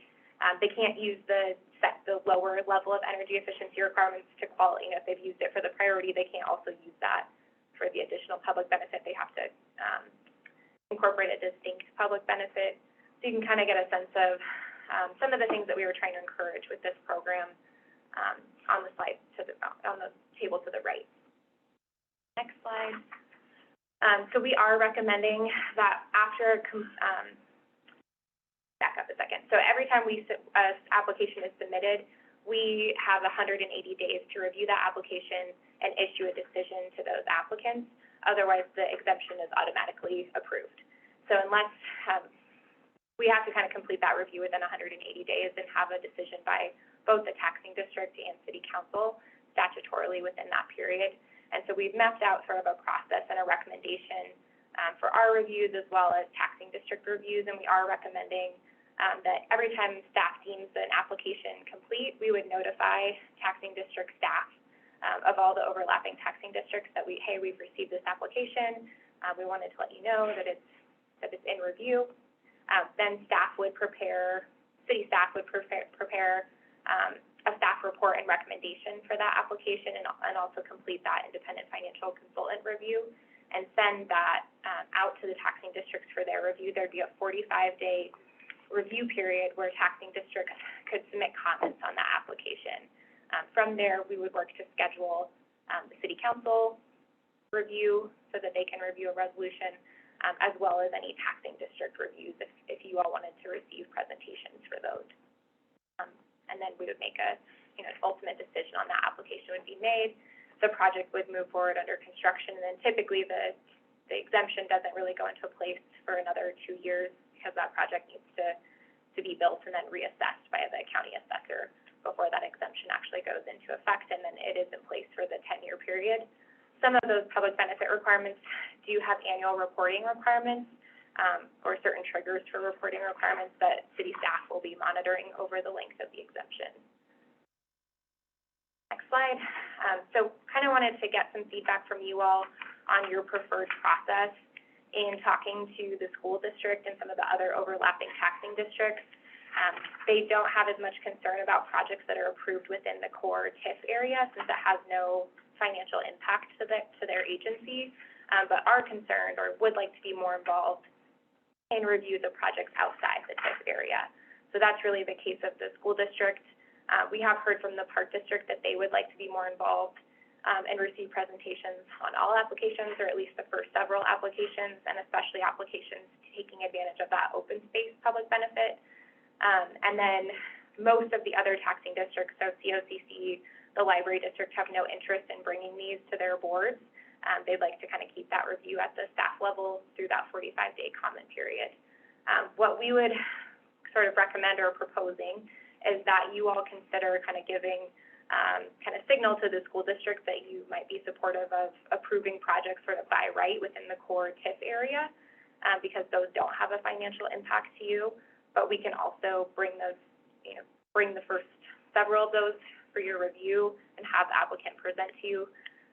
But we do kind of have a time limitation that we have to have those done within. And then kind of for projects outside the core TIF area, there's sort of two options. You all could consider approving a resolution or encouraging the school district to approve a resolution for a cap on a certain number or a certain amount that you'd be willing to kind of allow for exemption, or we can bring presentations for you all to consider and provide a recommendation to the school district for each application. So it's kind of a convoluted process, but we are trying to also provide some certainty to the applicants for the process that they need to pursue for each individual application. So we're talking some possible pretty big apartment, multi-story buildings here. Yeah, if you go to the next slide, I have an example.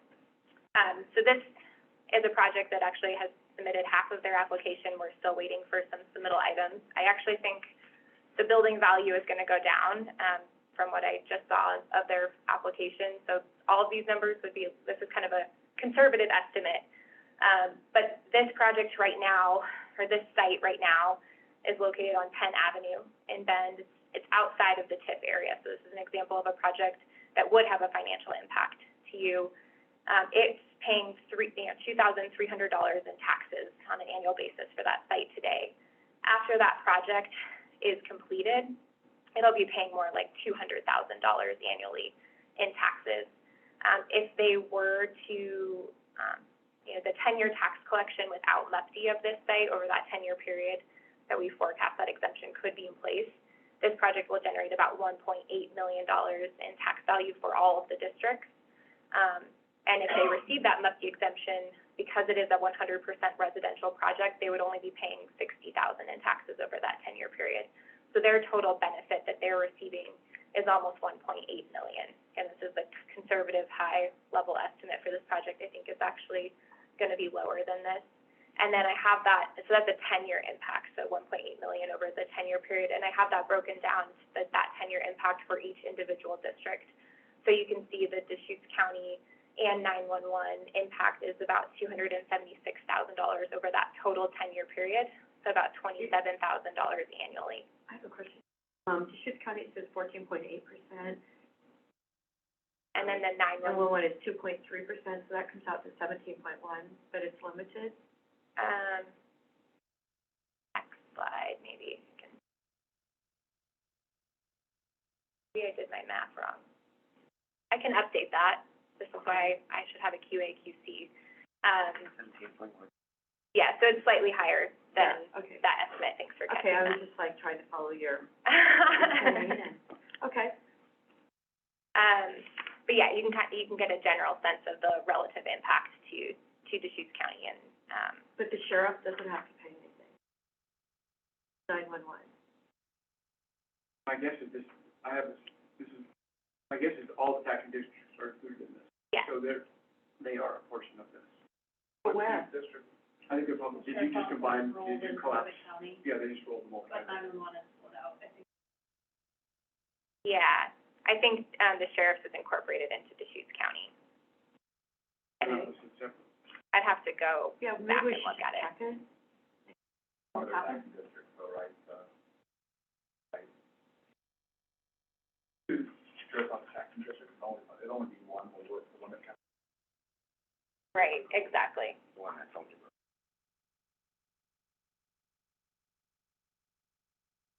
I can follow up with more information for Nick for you to get exact, and we would prepare that for each individual, application as well for your 45-day review. And then you said the first 2 years, they don't get any break, but then it goes into effect after it's been reassessed. Yeah, so typically they're under construction of the project, and then, once they've received C of O, that's typically when the assessor will reassess the project, and that's when the benefit would go into effect. So this shows, if you were to kind of consider a $15 million cap for projects outside the TIF area, which we estimate, can you go back to the last slide? Or one before that. That could support up 300 to 500 residential units outside that TIF area. And if you go back forward to the last slide, that total impact to you over a 10-year period would be about $2.5 million. And it would be spread out over probably longer than 10 years. That's kind of all projects that would get approved over the next 10-year period. Be a little irrelevant, but I was told that because, if something is in the core area, they could perhaps go higher than just 4 stories. Is that possible? Yeah, we allow up to 65 feet and then additional bonuses if you're incorporating, affordable housing, for example. So in a lot of cases, you can get 7-story buildings in a lot of the core area. Okay. Yeah.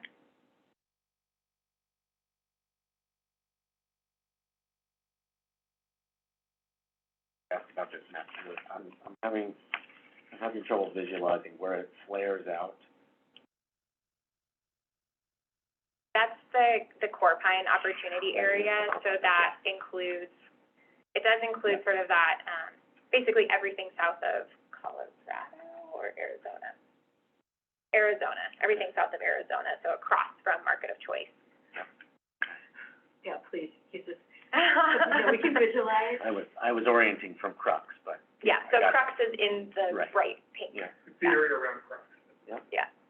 So it includes the NSA storage, building site, Bill Smith, landscape site, the railroad strip that was sort of vacated from the railroad piece as part of that, and then obviously the larger, it includes the Hooker Creek concrete facility as well as the vacant parcel, and then the, box factory owned site that's, where Spoken Moto is currently located.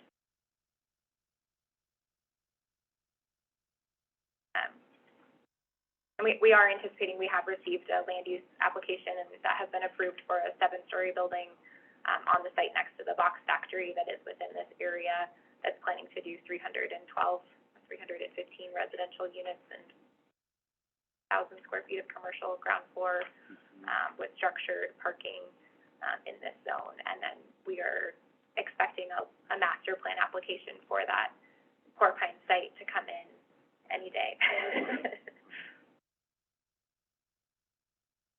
For all these folks want this tax exemption, but, I mean, do they give you any kind of indication of how important it is? Oh, we wouldn't be moving forward this year without. Yeah, I think, conditions were already really tough for projects to pencil, especially of this scale and bend, but since interest rates have risen, we've seen an increased interest and demand in this program. So the micro unit project example that I just showed you, they were not planning to apply for this program a year ago, and because interest rates rose 2%, their project did become infeasible, and they reached out wanting to apply for the program. So, you know, market conditions change extremely rapidly, and we have heard from, you know, there is interest in all of those developments wanting to pursue this program. We can make the argument, but for this tax exemption, we wouldn't be getting this tremendous investment in this corridor, which then, when the tax exemption is over in 10 years, delivers a lot more tax revenue to us.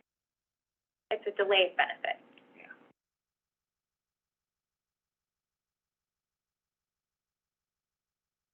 So we're already in the, well, so the TIF area, when it comes out of this, does that, anything go back on the tax rolls or not? So let's say a project that got approved this year for a tax exemption in the TIF area, so 2023, 2025, that exemption would start and end in 2035. In 2036, the TIF area would start to receive a bump in revenue, but you all would not. For that Penn Avenue project, if they receive the approval for the MEPT program, kind of same thing, 2035, that would go back onto the tax roll. You all would see that benefit come back to you, as well as we would, outside that TIF area. That is assuming the project was done in 2 years. Yes. Yeah. So, or 2036 or 2037. So, the decisions, we could put something in there about coming back to us once in a while, but we really don't have any leverage or decision authority in this whole situation, it looks like. I mean, I think the school district does want, is lined up with you know, the city, and you're gonna go they don't through want to all make this a anyway. decision when everybody disapproves of it, right? So if they are interested and genuinely want to hear from the taxing districts on your preferred processes, but they also don't want to bring every individual application to their board either, right? Because it's totally not in alignment with the school district's mission and board mission and activity. The So regular it's, board activity. yeah. Well, so, I mean, I'd be very interested to be up to speed on what's going on, knowing that it's just for information. So I don't know if that gives you enough direction to put us in the queue for giving us an update like this. Maybe just for the first few, just like we talked. It could be really interesting, you know, if that core area really starts to take off, and all of a sudden there's multiple projects, a lot of density. That's fine. Oregon. I guess to kind of clarify that, would you want to be hearing from the applicants, or do you just want staff updates from city staff of how the program's running or the applications that we're receiving? So personally, it doesn't have to be the applicant, but if they want to sell their wares and get some media attention on it, that's fine too. I don't think they do, but.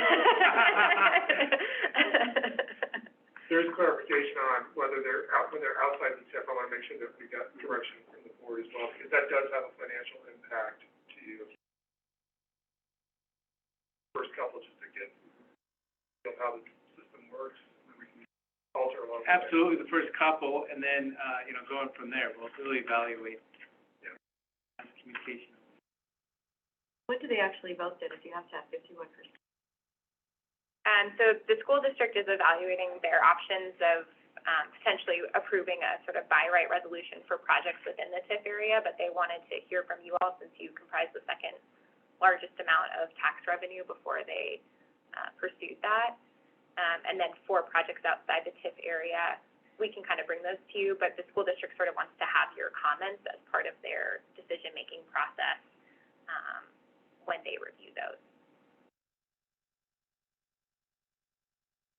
Sort of like they could approve what we've seen in other communities. So Eugene has a MUFTI program, and their taxing districts have approved a resolution that says if their city council approves the project, that they will, they've provided their support so long as the city council has approved that project.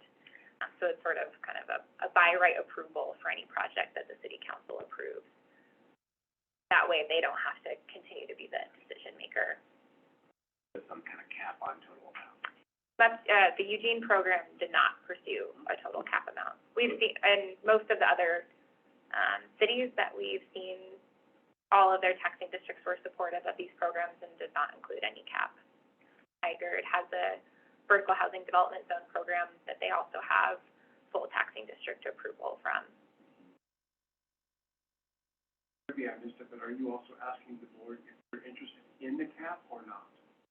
Or did the city establish a cap? We haven't established a cap. Okay. That would be something I think that we could help kind of facilitate with the school district. So if you were supportive of some type of cap, but it sounds like you'd like to see the first couple of applications come through to you for outside the TIF area, and then we can kind of reevaluate how involved you'd like to be in the program reviews moving forward. Yeah, we could create it if we do the first couple of them, it makes sense, and it's just like, yeah, it's a pretty streamlined process, but if you want to have like another check-in point at 300 units or 500 units, we could just keep track and come back and say, we've reached that threshold, we continue the current way that we're processing the applications, or do we want to have the change of kind of discussion on how to improve? So I wasn't real excited about the tax increment finance area in the first place. I think I voted no against it, but the other two said yes, which is fine. But this is kind of that same scenario. I mean, we're just going to go forwards with or without it. I don't see a whole lot of domain for us to give our opinion to it. I mean, City of Bend, the school district's right behind it. Somebody comes in and says, yeah, we're going to do a 7-story, high-density, low-cost, whatever. Okay. I mean, whatever, I don't know. School district said they wanted to hear one. Yep. School district just wants to be making a conscious decision about if the other taxing districts have questions, concerns, or anything they're aware of it. Just between the city and the school district, that's 51% of the taxing. Schools runs on a different financing model, so they're just trying to be cautious of the other districts. Well, they may have to build a school right in the middle of it because there'd be so much density. And the green lights are on a project-by-project basis. Unless we receive sort of a larger resolution from the school district. Like a blanket approach. And I mean, I will say, we will include any letters that we receive from Deschutes County in the city council review of these applications as well. And we've told the, Park District and all the other taxing districts the same, like particularly for the Park District, if they're not in support of the open space public benefit that's being proposed, it's a little bit harder for council to support that public benefit requirement being met, right? If we have a clear disapproval from a partner agency, so. Well, I mean, for the values of who we are, it'd be interesting if there's something that popped up, it's like, we're gonna do this, we're gonna build this, and here's our plan, and then what would we oppose? I mean, I just don't have a feel for it. But let's keep attention to the first few. I mean, I think you're really about, like, in the actual applications, your ability is really to evaluate whether they've met the requirements of the program. I think if you have more specific feedback on the program requirements larger, that's a different discussion that we can have after a few applications come in and you've had time to kind of see how is this program running. Do we need to reevaluate the public benefit requirements or the requirements that we're putting on applications moving forward? This one, I see the example, which may be a reality. They've already submitted their land use application.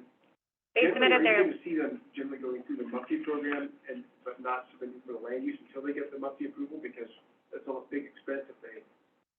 Yes, Successful. that project in particular wasn't planning on using this exemption until their financing Yeah. parameters significantly changed within the last year. So they have, received a land use approval for this site already, and have already submitted for their building application, but haven't received the building permit yet. But they were gonna need to pause their project, if they weren't able to receive this. They were like, oh, our financing doesn't work anymore. We wanted to have this program available kind of before projects apply for that building permit, or kind of get that, sense of whether they're gonna receive this benefit before they apply for their building permit, but we just launched the program December 28th or something, so it hasn't been available, except for, 4 weeks. So the applicants weren't able to apply for it, but knew that it was coming for the last 6 months. But I do anticipate in the future that most applications will come in simultaneously with their land use, application. Maybe I'm just not getting. The estimated building value of this example is $15 million cap. Is the $15 million cap on the tax exemption, or the $15 million cap is on one building? On the- building would do it? On the total amount of taxes that could be exempt. Yeah, okay, so it's, So like this example is 1.8 million. yeah. So that would account for, Margin you know, So our cap is 10% of the 2.2 of the million cap. for the 10 years. But if it's a successful program, people are building housing and multiple-story buildings are going up, get to 15 million, they're gonna come in and say, well, I just missed that 15 million, I wanna do my project too. Everybody's gonna say yes anyway. I mean, why would we, what, yeah. So I think first of all, just for the record, Russ Grace, I'm the Chief Operations Officer for the city. One of the things that we're really trying to do with this program is to spur activity. Yep. Right, and to really get the incubators in there, and get that area moving, and then activity will breed activity. And I think we're gonna be evaluating this program all the way along in terms of success and impact, and we can adjust and modify along the way, but the initial intent of it right now is between the TIF area, building infrastructure, and then these other programs to help get their finances, especially in this current economic climate, that we're just trying to get activity to go. Because we need that from an urban rural sense too, even though this kind of plays against that, because we need to build a lot of infrastructure in that area, and it all kind of ties together, so. This program does have a sunset in 2032 that we built into the ordinance as well. But we can modify those public benefit needs along the way if we want to. 2032 it ends, but you're saying that this is a 10-year program and this is starting to come. So if a project, was to apply in 2031, they could probably be Still get it for receiving the that next benefit through Yeah. 2043. Okay, But we won't accept new applications past 2032. okay. So do you think, that $15 million, cap on total taxes, is that gonna are we gonna hit that pretty quick? I mean, if, yeah, we don't know yet. We don't, Yeah. We would hope so. I mean, from a Yeah, city perspective, we would hope, as long as they meet the criteria, because that means we got a lot of buildings going up in the air. And then I think would be a safe time to say, okay, do we want to continue the program or not? It could be at least 5 years Yeah. from my, So one of the, earliest would be 5 years. so probably, what I've seen, the new homes being built in La Pine, 180 homes put in a 12-month period down there. Probably the fastest little spurt of activity ever. They're all pretty much retired seniors, baby boomers. So I gotta imagine that's probably the first group. I'm envisioning young families, but that's probably not the market that's gonna be. Yeah, and, well, for us too, because we're in a housing crisis, we are desperately trying to get units on the ground. And if, and yeah, this will probably serve a certain demographic, but it may free up other housing stock that demographic's in, create more housing opportunities, and also help with the significant housing. So that's another reason we're really interested, is we need to get more housing under construction, and we think this is a And this project in particular is planning to do 30% of the units deed restricted as middle income. So it would have, a percentage of units for middle income renters. I gotta believe that you wouldn't want every project in the core area to do this, because you need some revenue to pay off Yep. your TIF district. So, Yeah. exactly. yeah, It's there's gotta gotta be a balance. Right. I was just gonna say, like, in larger cities, and Bend is not a large city yet, but in larger cities that are, you know, major employment markets, kind of housing is filled with young couples. I wouldn't expect.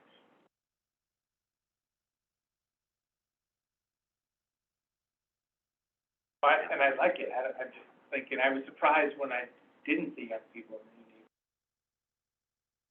I think we'll have a mix area. But I think this project in particular, micro units, so I think they're more set up for the young professionals than, you know, they're pretty small. When you say micro unit, how big is? I think most of them are somewhere between 400 to 600 square feet. Some of these ones have lofted apartments, or sort of like a loft unit as well, but these are mostly one-bedroom units Common kitchen. with common, meeting room. Retired seniors don't wanna climb up in a loft to go up there. Yep. But in our current housing situation with the pricing that we have too, this is trying to hit, you know, all spectrums of of availability is what we're trying to do. I think you'll have demand for that.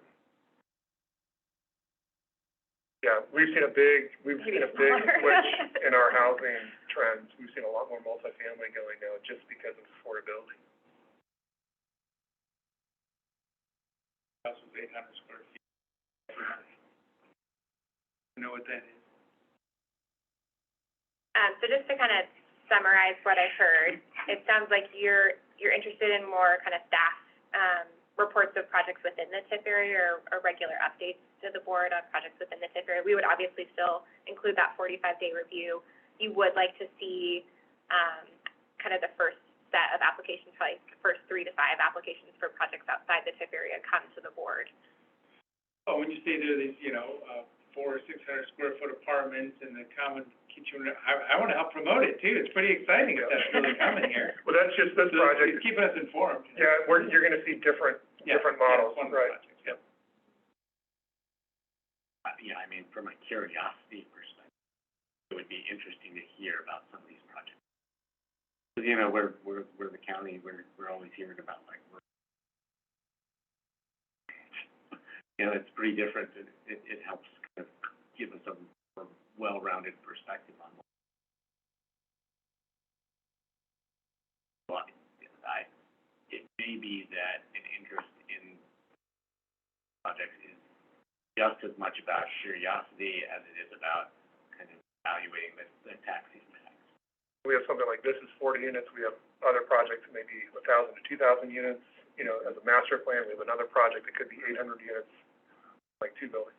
That's the size and scale of things that we're hearing about and talking about. So it's pretty significant if we can try to figure out the right equation to unlock it. Yeah. I mean, you know, I think where I would lean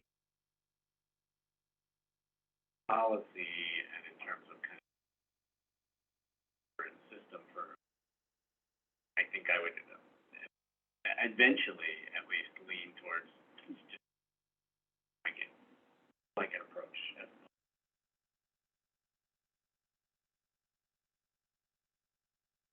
Very interesting to hear.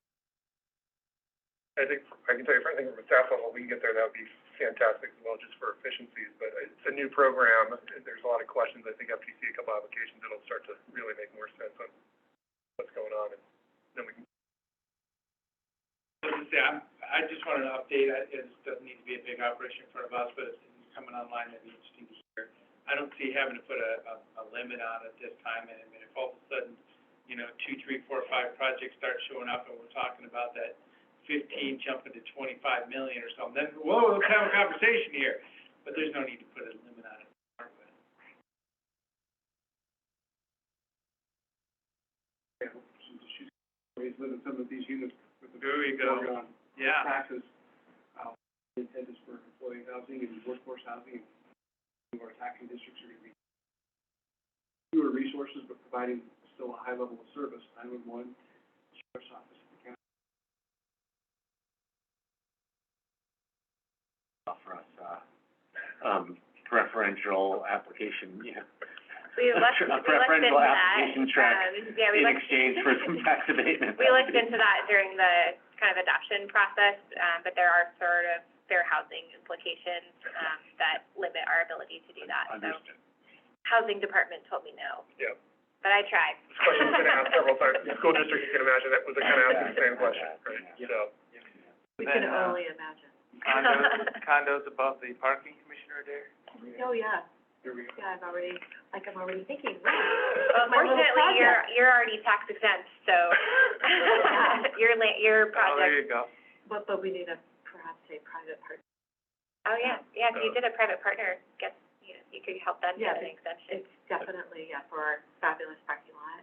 Instead of touching the But if parking. we had a private partner, then we probably couldn't preferentially keep this for us, for our employees then, right?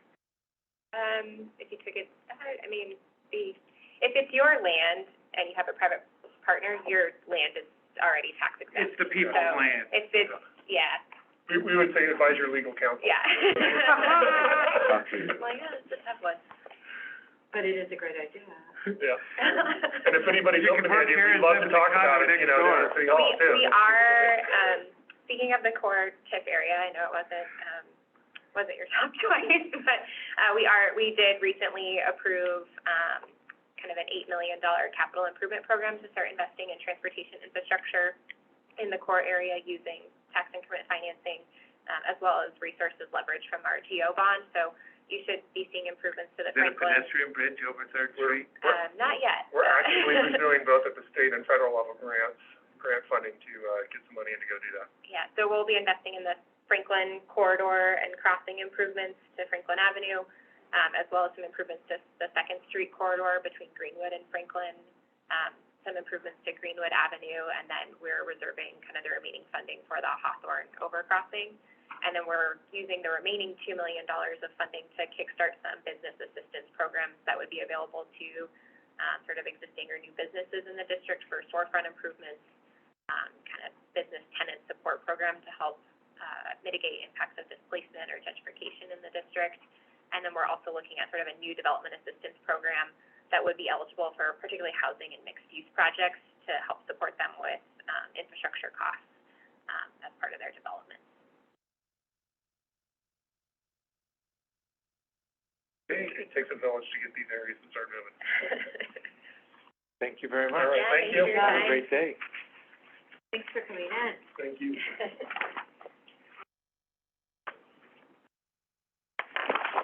So, next item number 5, draft FY '24 goals and objectives. So we just finished up our, goals and objectives and, retreat day the other day. I know Commissioner Dare, you were out. I don't know if we can cut you back on the phone in the end there. Oh, Yeah, okay. I somehow, when I got on my phone on the system, it totally messed up everything. You waiting for calling me? Oh, yeah, there you go, yeah. So as I say, I mean, this could have gone just right on a consent agenda, and we were talking about it, we just wanted to bring it back, and, any other thoughts about goals and objectives or the retreat day, and then, these words on the page also. And I don't have any changes. I mean, I always think of safe communities, healthy people, resilient community, it's the county, but, when I'm talking to folks about, well, cost-effective services for everybody, and then, safety is number one. So it's just kind of easy for me to even use this as a document kind of in my visualization as I'm talking to somebody.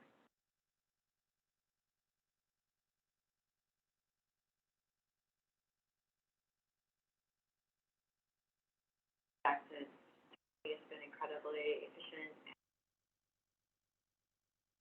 Really amazing when the whole room is, Peter's gone, but the whole room meets with somebody that's been having a problem for 3 years now, and, called them the other day, and they're like, oh, no, Patty, we think it's coming along, so 3 years is a bit much.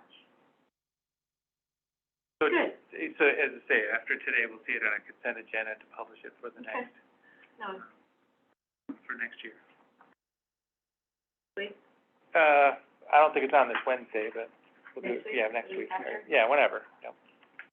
Okay? Making sure we're on the same page. So this time is other items. I know, Commissioner Chang, you mentioned, public testimony and, concept. But I was like, oh yeah, other items, testimony on items not on the agenda. I'm like, whoa, wait. Public comment Yeah. on items not on the agenda. Yep. So, yeah, I mean, after you said that, I'm like, well, how do we get seeing this differently? And, you know, the concept is, and it was pointed out that, you know, some people can come in right at the beginning of the meeting and give us their opinions, and then the afternoon session is an agenda item on that topic. Somebody that's really passionate about it didn't hear that somebody got to testify on that topic during that day. Then they ask us, was there a public hearing? And I say, no, it wasn't, but they were able to testify. So why isn't it a public hearing? And then you just end up this spiral. So, I mean, I think this is the concept. You know, anything that's not on the agenda. I'm available. We are full-time commissioners. He also said, we're required to sit in front of us, which is fine. It's exciting to have people engaged. But just having kind of closing the loop on that when you finished up the other day. Yeah, no, and I would just say that,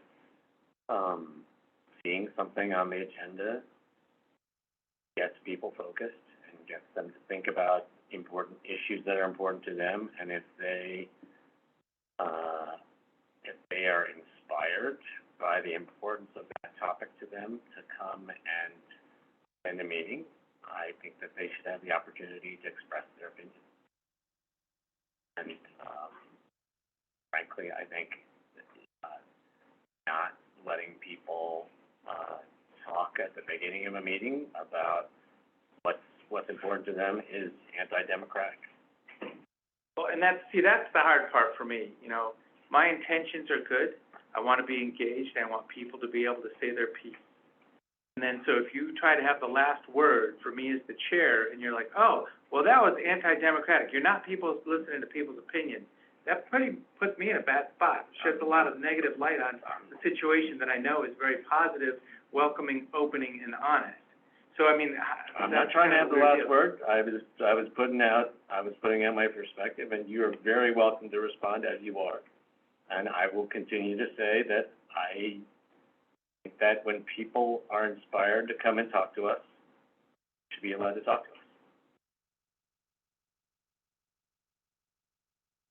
Well, You know, I saw the legal evaluation of this, and I understand that the minimum requirement, bare minimum requirement that we have is that people be allowed to speak in a public hearing on the topic. And I see it as just that, a bare minimum. I just believe that people have every opportunity to speak to their elected officials about issues that are important to them. Now, it's all well and good for them to talk to you offline, you know, one-on-one, but it's a whole lot more efficient for people to talk to all three of their.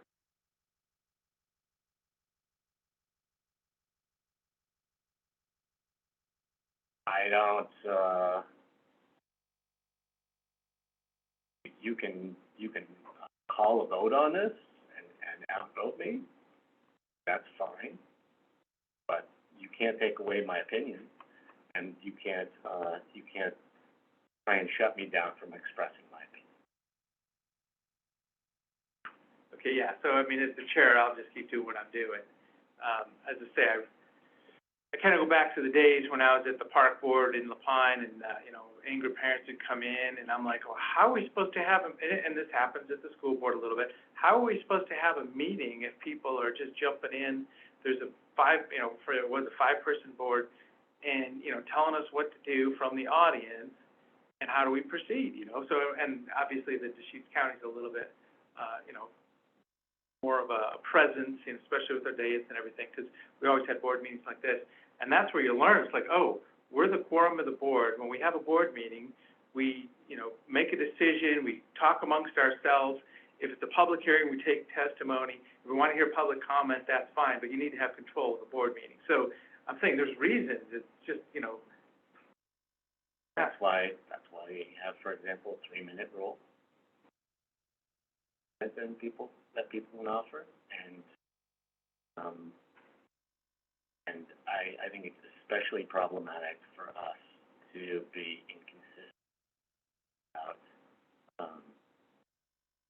inconsistent about when we allow people to give public comment. Today, I was especially bothered that on Monday, there was somebody who wanted to give public comment, but who, understood what the rules were and said like, oh, okay, I'll come and I'll watch because I'm super interested in this topic, and I won't try and say anything. And then on Wednesday, we had two people who were super concerned about an issue and had very thoughtful things to say about it. And we allowed those people to not adhere to the same rule that had been in place on Monday. And that is, So, yeah, that's fine. that's not okay. Well, so, yeah, I'll run the meetings. You can critique me from the side whenever you need to. And I'll respond, and we'll just keep doing that. As long as people show up and as long as people show up and either want to talk and are not allowed to, or are talking when they're not supposed to, I'm gonna point out that I think we have a problematic rule. Not a problem. Exciting times. Any thoughts? My son, is there a phone call tomorrow morning, because it's not on my calendar? I don't think so. I saw emails, They were so supposed to be every different week. topic then. So you're talking about the, Senator Finley's, Mhm. morning call. Yes. I think It's supposed to be every week. we saw some emails come through where it's gonna go every other week or something. No, it's every week is what they said they were. But it changed, yeah, so. And this is the one that's not publicly noticed, so only one of us can. Right, so I just want to make sure somebody's going to be on. And, then what about Friday? Friday, we have AOC Day, starting at 8 a.m., and we have legislative also set up for 8 a.m. What are we doing there? What was the Friday. two? There's This an Friday. 8 a.m. on. What was the other item? There's, The first one you said? It's AOC Day Oh, is there on Friday, and, because public we've got safety meetings steering? all Okay, day. yeah. So what are we doing Friday, the third? Legislative and public safety for AOC is set up at the same moment.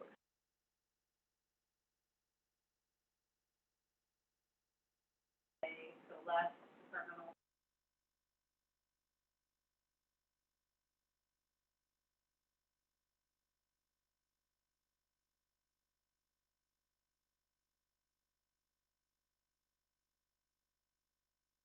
Offers and selected.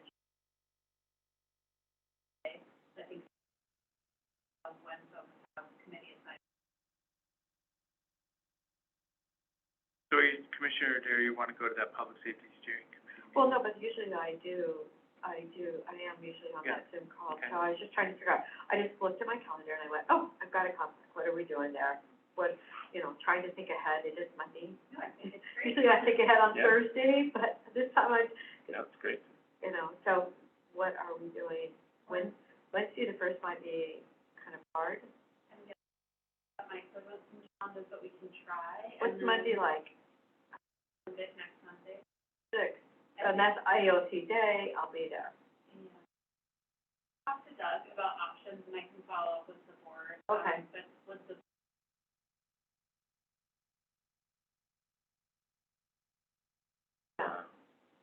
Thursday, I have a big day planned. I was gonna be out the rest of the day on Friday, but I was holding that 8 to 9 to make sure that I participated in that meeting, so. all of the stuff is to wrap up, and if we're able to, and if we're not, we may just.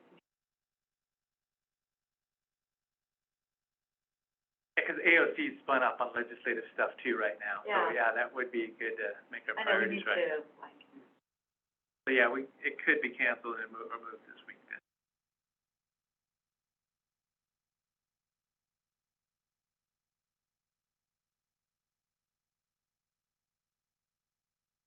But just because, yeah, AOC's got all their legislative positions coming together right now. I didn't know that the public safety steering committee was.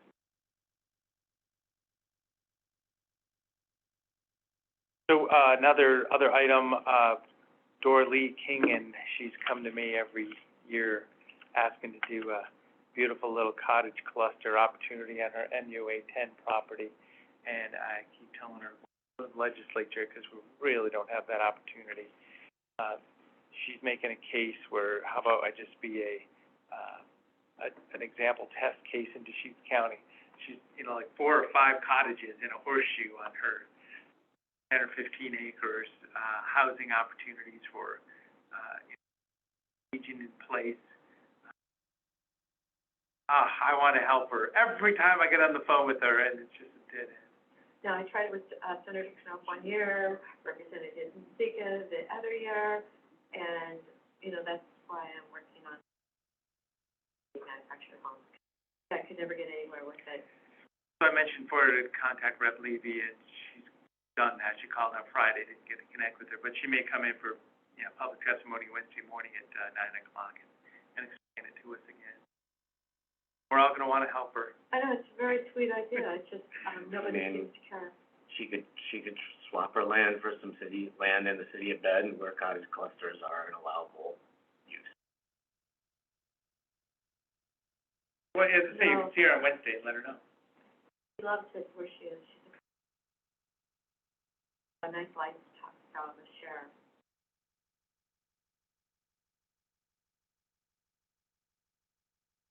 Okay, anything else? So, you had stuff. Yeah, I think we have a question about who's gonna testify on, House Bill 2101. Is that tomorrow night? Yep, so tomorrow at 5 is the hearing, and then our discussion on Friday, the board wanted to continue. I do have a draft letter in Brendan here. The Chris prepared a draft letter for the board's consideration that the full board signed, and I also, in this packet, have a draft letter from community development relating to rural ADUs. Do we have any sense of how long this hearing will go? Or how long the relevant portion of this hearing will go? Because I said I'd be happy to, Commissioner who talks, but, if we get on at 5 and we have to wait till 7, then, They usually give you priority. Hello? To identify you. Hello. So we're on a, Thank you. telephone call on the voice side of this. I don't know whether this is the only item for that hearing or whether there's a bunch of. I can And speak to Chris that. might know. Yeah. Good, please do. Hello, Commissioners. So there is one bill that's ahead of 2101 on tomorrow night. It basically authorizes the use of radar, photo radar speed enforcement for all cities instead of just a handful of cities that are already listed as approved within statute. It doesn't ring of something that's going to take forever and have a lot of debate. So I'm hopeful that it's something that can kind of quickly be heard and testified to, and the committee can move on from. Other than that, I have signed up to testify on behalf of the county, and of course my role as OASIS representative and an affiliate of the AOC, and the work that's gone into this. And I'd be happy to represent what's in this letter as a part of my testimony as well. This is such a big issue. I think it'd be great to have as many folks testify to this as possible from around the state. Hopeful for that.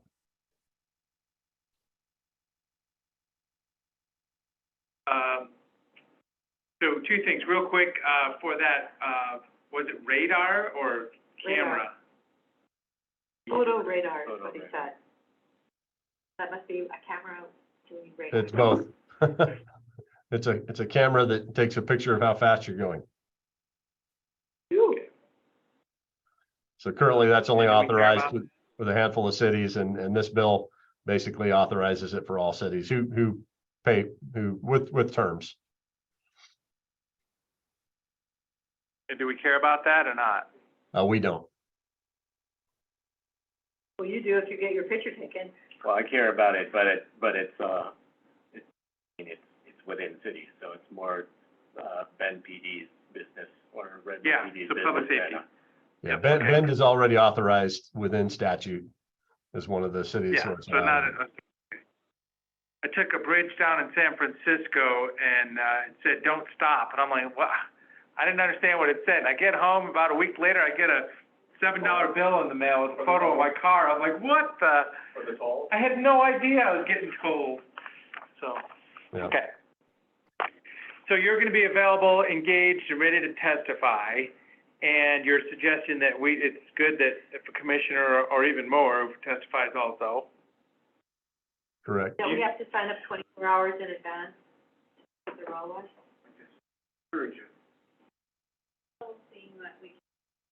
It's 24 hours in advance. But, yeah, so I support one of us testifying, probably not all three of us standing by. I mean, Are you available? I'd be happy to do it, but I have a really hard deadline at 6:30. I have to do something else. How about we put Deschutes County Commissioner well, I don't know if we can do that. Yeah, well, because I was thinking, if it gets to be 6:30, just text somebody, we'll hand it off. Well, I mean, I'm happy, I mean, I it's can just- do it, after we get home from COVA, that's at like 4:35, it's like, it's not till after 6, I can more easily do it. So you're available after 6? Yeah, it's easier. I'm available till 6:30. Well, yeah, maybe put that down, sign up, only available till 6:30, and just leave it at that, and then you can sign up also. Well, they don't need both. Yeah, and then if They you don't need get It testified, should work. it could be over pretty quick. If they, offer commissioners to be out. Or Commissioner DeBonne, if you're available, if you could be available for that full window, then you. Oh, no, this is my bowling night. I'm joking, I'm joking. I'm available, You played racquetball yeah, there you go. tomorrow night. Oh, no, we do have somebody coming over, though. I won't be available. Yeah. Individually and Just say down, unknown field or any time, but, I could give Doug a heads up to see if Who's our ally on the committee? Senator Findley, is that? Correct. Senator Finley is on the committee. The chairs are Gorsuch, McLean, vice chairs Boquist and Boshart Davis. So you have that letter. Hopefully everyone's had a chance to read that, and I'd be happy to take any critique and tailor it however you'd like. Basically just try to walk through the importance of the program, the background, the history of fund exchange and STBG, address that ODOT's not offering it anymore. And in fact, I mean, we have a IGA with ODOT, but they've eliminated it here this last week outright, outside of the IGA. And then of course the solution is this House bill, which basically codifies fund exchange, but also opens up a funding source, and most likely will be amended to open up even more, such that ODOT could tap into revenue from House Bill 2017 from 6 years ago to help local governments with funding this program. So that's the bill in a nutshell. So, The important things are the highlighted, I can see that. so is this, big picture, ODOT is seeing a revenue problem, for maintenance of the system in the near future, right? That's why. Correct. ODOT has basically bucketed or siloed the organization such that they have operations and maintenance on one side, capital on the other. The capital side is very well funded through House Bill 2017. It's what's building the projects here in Deschutes County, north end of Bend, Terrebonne. But the operations and maintenance side did not get any funding in House Bill 2017. And they're projecting upwards of a $700 million deficit 5 years out. historically, they've only ran fund exchange through their operations and maintenance side. And so they're trying to hang on to all state dollars on that side. What we're saying is, well, consider the capital side, ripe for fund exchange, but it will take a tweak to statute to allow that to happen. And you know, that's our idea. We're promoting that. ODOT isn't jumping up and down about it. I think they're concerned that, you know, this program will be in statute. But that's actually where it should be. The ODOT director should not have discretion to manipulate a $36 million program that has impacts of this nature on local government. And so, you know, we'll be making that pitch in addition to everything else here I identified in the letter. Well, so then, ODOT, by making this move and then, terminating the IGA, I mean, they are putting it in front of the legislature, though. I mean, that looks like what this is. This is, hey, we gotta do something, we're doing things, it's a serious business. Legislature, we need some guidance. No, this bill is coming from the counties. This is the AOC bill. And it's, if ODOT had it their way, they would just reduce fund exchange now, outright eliminate it in 2 years. And what we're saying is, no, there's a better way to, you know, for this to be a win-win by tapping into the other side of funding at ODOT. But this is a response to what ODOT's clear decisions are, that they're just ending fund exchange, done. That pretty much. They're reducing it by 50% at present, but basically indicating that, you know, it's not long for the world, given the large deficit that they're projecting in their ops and maintenance side. So those 2 pennies every couple of years from 2017, that's not going towards operations and maintenance? Correct. That's mostly going for mostly bridges and seismic retrofits, a little bit of pavement preservation. And then of course the earmark projects, like the ones we have here in the county, but Rose Quarter, you know, is the biggest project in that mix. All that angst and turmoil getting 2017, and then we're right here 6 years later. It's unfortunate. A lot of really important projects getting done because it's 2017. It just doesn't do O&M too. So. Yeah. So we get a pothole and it's going to get bigger.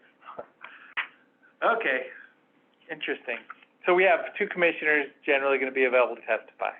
Okay. And then any comments on the letter? There's Send me an email when it's done.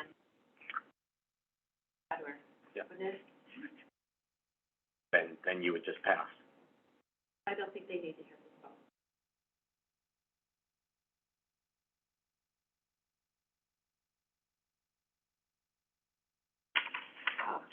phone. It looks good. I'm not in a wordsmithing spot, but I see the content. It looks good. I wanted to specify when we're talking about what the problem is, if we wanted to say, look, you can only take the money out of O&M right now, and we'd want to be able to access the capital fund as well. That's a level of detail that may or may not be useful. Yeah, they're getting a lot of detail in the AOC's actually put out a form letter for folks to sign on to, and so that may be communicated in there. The O&M piece is that's just strictly at ODOT's discretion as well, and that's the other thing that, you know, we're trying not to get too upset about it, but I mean they could administratively do this if they wanted to, unfortunately, and they're just not. Okay. So maybe we don't need to say that then. Okay, I think we're set on that one. Thank you, Chris. Yep. Thank you. Told me I'm not taking up very well. I'm gonna, at his suggestion. Yeah, well, we'll work on it. The second letter, is something that community development drafted for the board's consideration, following up on some of the specific, bills that were discussed related to rural ADUs. So Peter submitted this for the board's consideration.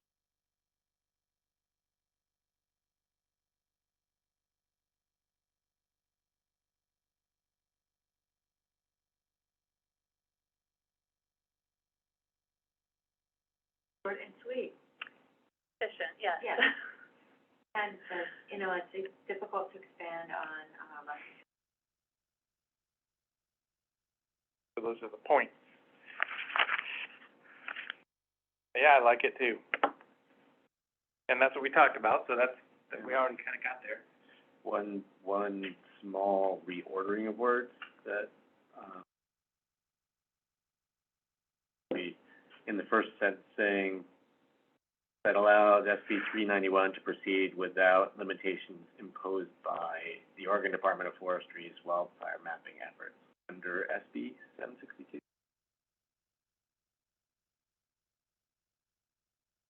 Laying less blame on the legislation than on the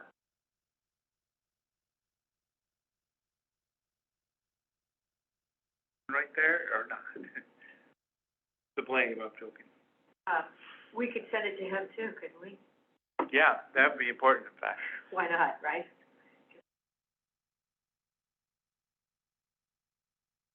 yeah, with that change, I would.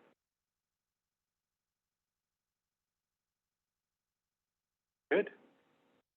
And just circling back to the discussion related to Friday and the AOC conflict, Doug got back to me and is suggesting that the board either consider canceling the meeting or keeping it scheduled, for him to do an initial overview of bills. And he says so far he has, two legislators that have told them that they can join us, but that's the only response that he's received.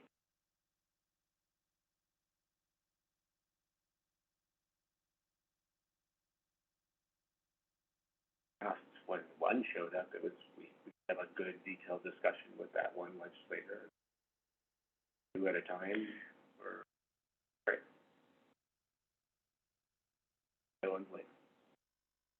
Yeah, so, this isn't a conflict for me, so I have the AOC Public Safety Steering Committee on here as an FYI, just because I accept it as tentative. But I'll go to like the Transportation and Community Development 1 o'clock, but I wasn't planning on that. And, so I would love to be able to have that meeting. And, you know, in the next time around, we just won't schedule it on the AOC. Does that work for you? Sure. Okay, good. So we'll keep the meeting.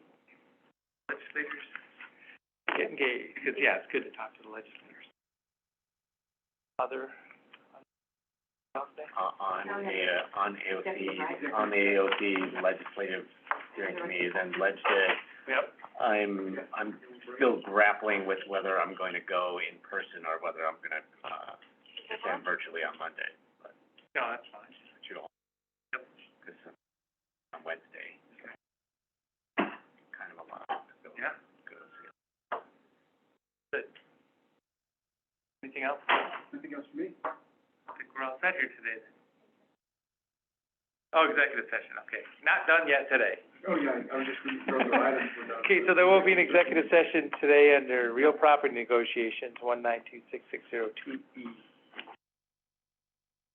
Not done yet today.